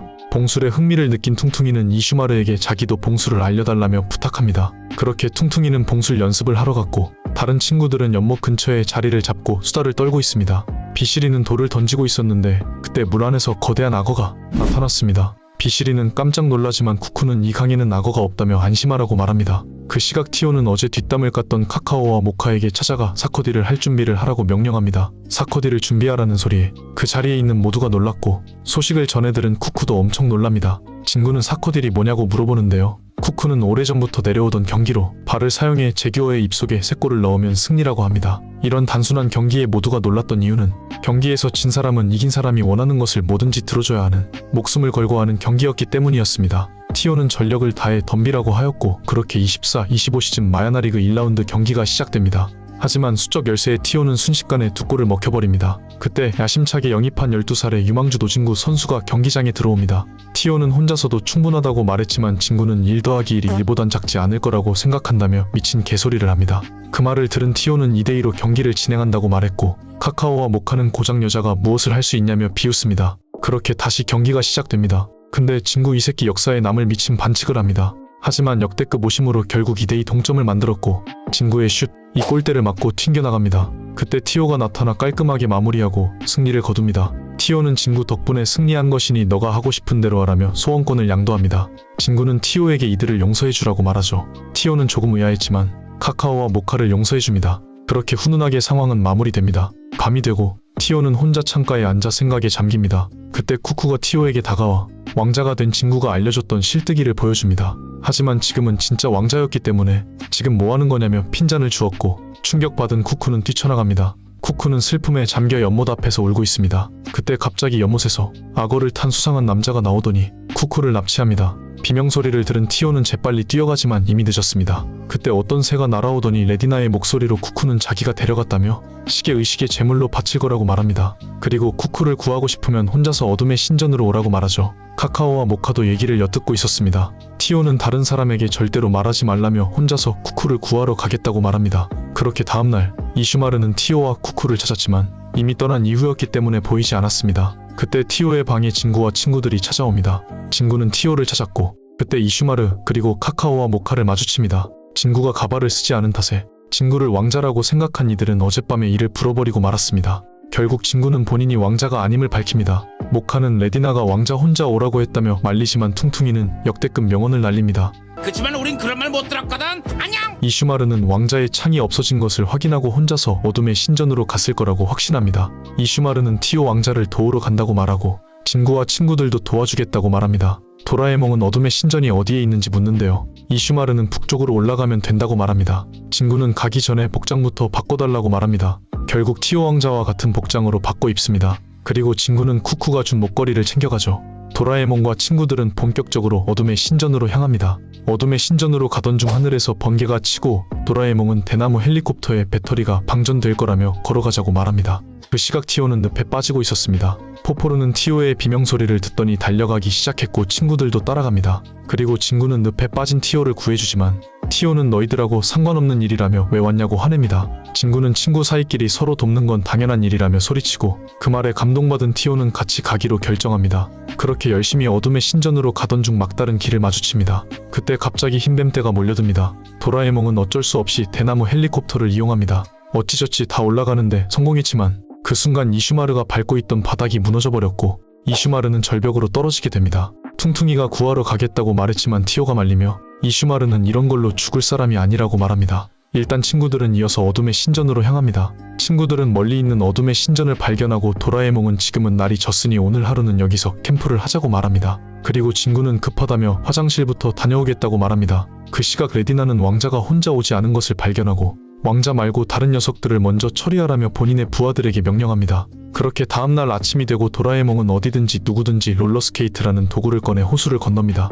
그리고 바위 뒤에는 이슈마르가 쓰러져 있습니다. 그때 제때가 친구들을 공격합니다. 맞서 싸우던 티오는 결국 새에게 붙잡히고 도라에몽은 바람의 신부체라는 도구를 꺼내 위기에서 벗어나지만 티오는 이미 붙잡힌 이후였습니다. 친구들은 티오를 쫓아가는데 새로운 적이 나타나 친구들을 공격합니다. 하지만 도라에몽은 슈퍼 울트라 풍선껌을 악어에게 먹였고 도구의 효과로 악어는 하늘로 날아갑니다. 그렇게 적을 처리한 친구들은 티오를 쫓아가기로 합니다. 그 시각 티오는 새를 공격하고 땅으로 떨어집니다. 도라에몽은 아까 그 새들이 어둠의 신전에 끌고 갔을 거라고 말합니다. 그때 포포르는 티오를 찾은 건지 혼자 어딘가로 가기 시작했고 진구와 친구들은 포포르를 놓치고 말았습니다. 진구와 친구들 눈앞에는 수상한 조각상이 있었는데 비실이가 만지자 말을 하기 시작했습니다. 조각상은 진구를 왕자라고 착각했는지 쿠쿠를 신전의 정상에 있는 재단에 눕혀놨다며 쿠쿠를 구하고 싶으면 신전의 정상으로 오라고 말합니다. 진구는 꾸물거릴 때가 아니라며 한시라도 빨리 신전으로 가자고 말했고 드디어 신전에 도착합니다. 그리고 진구는 꼭대기에 있는 쿠쿠를 발견합니다.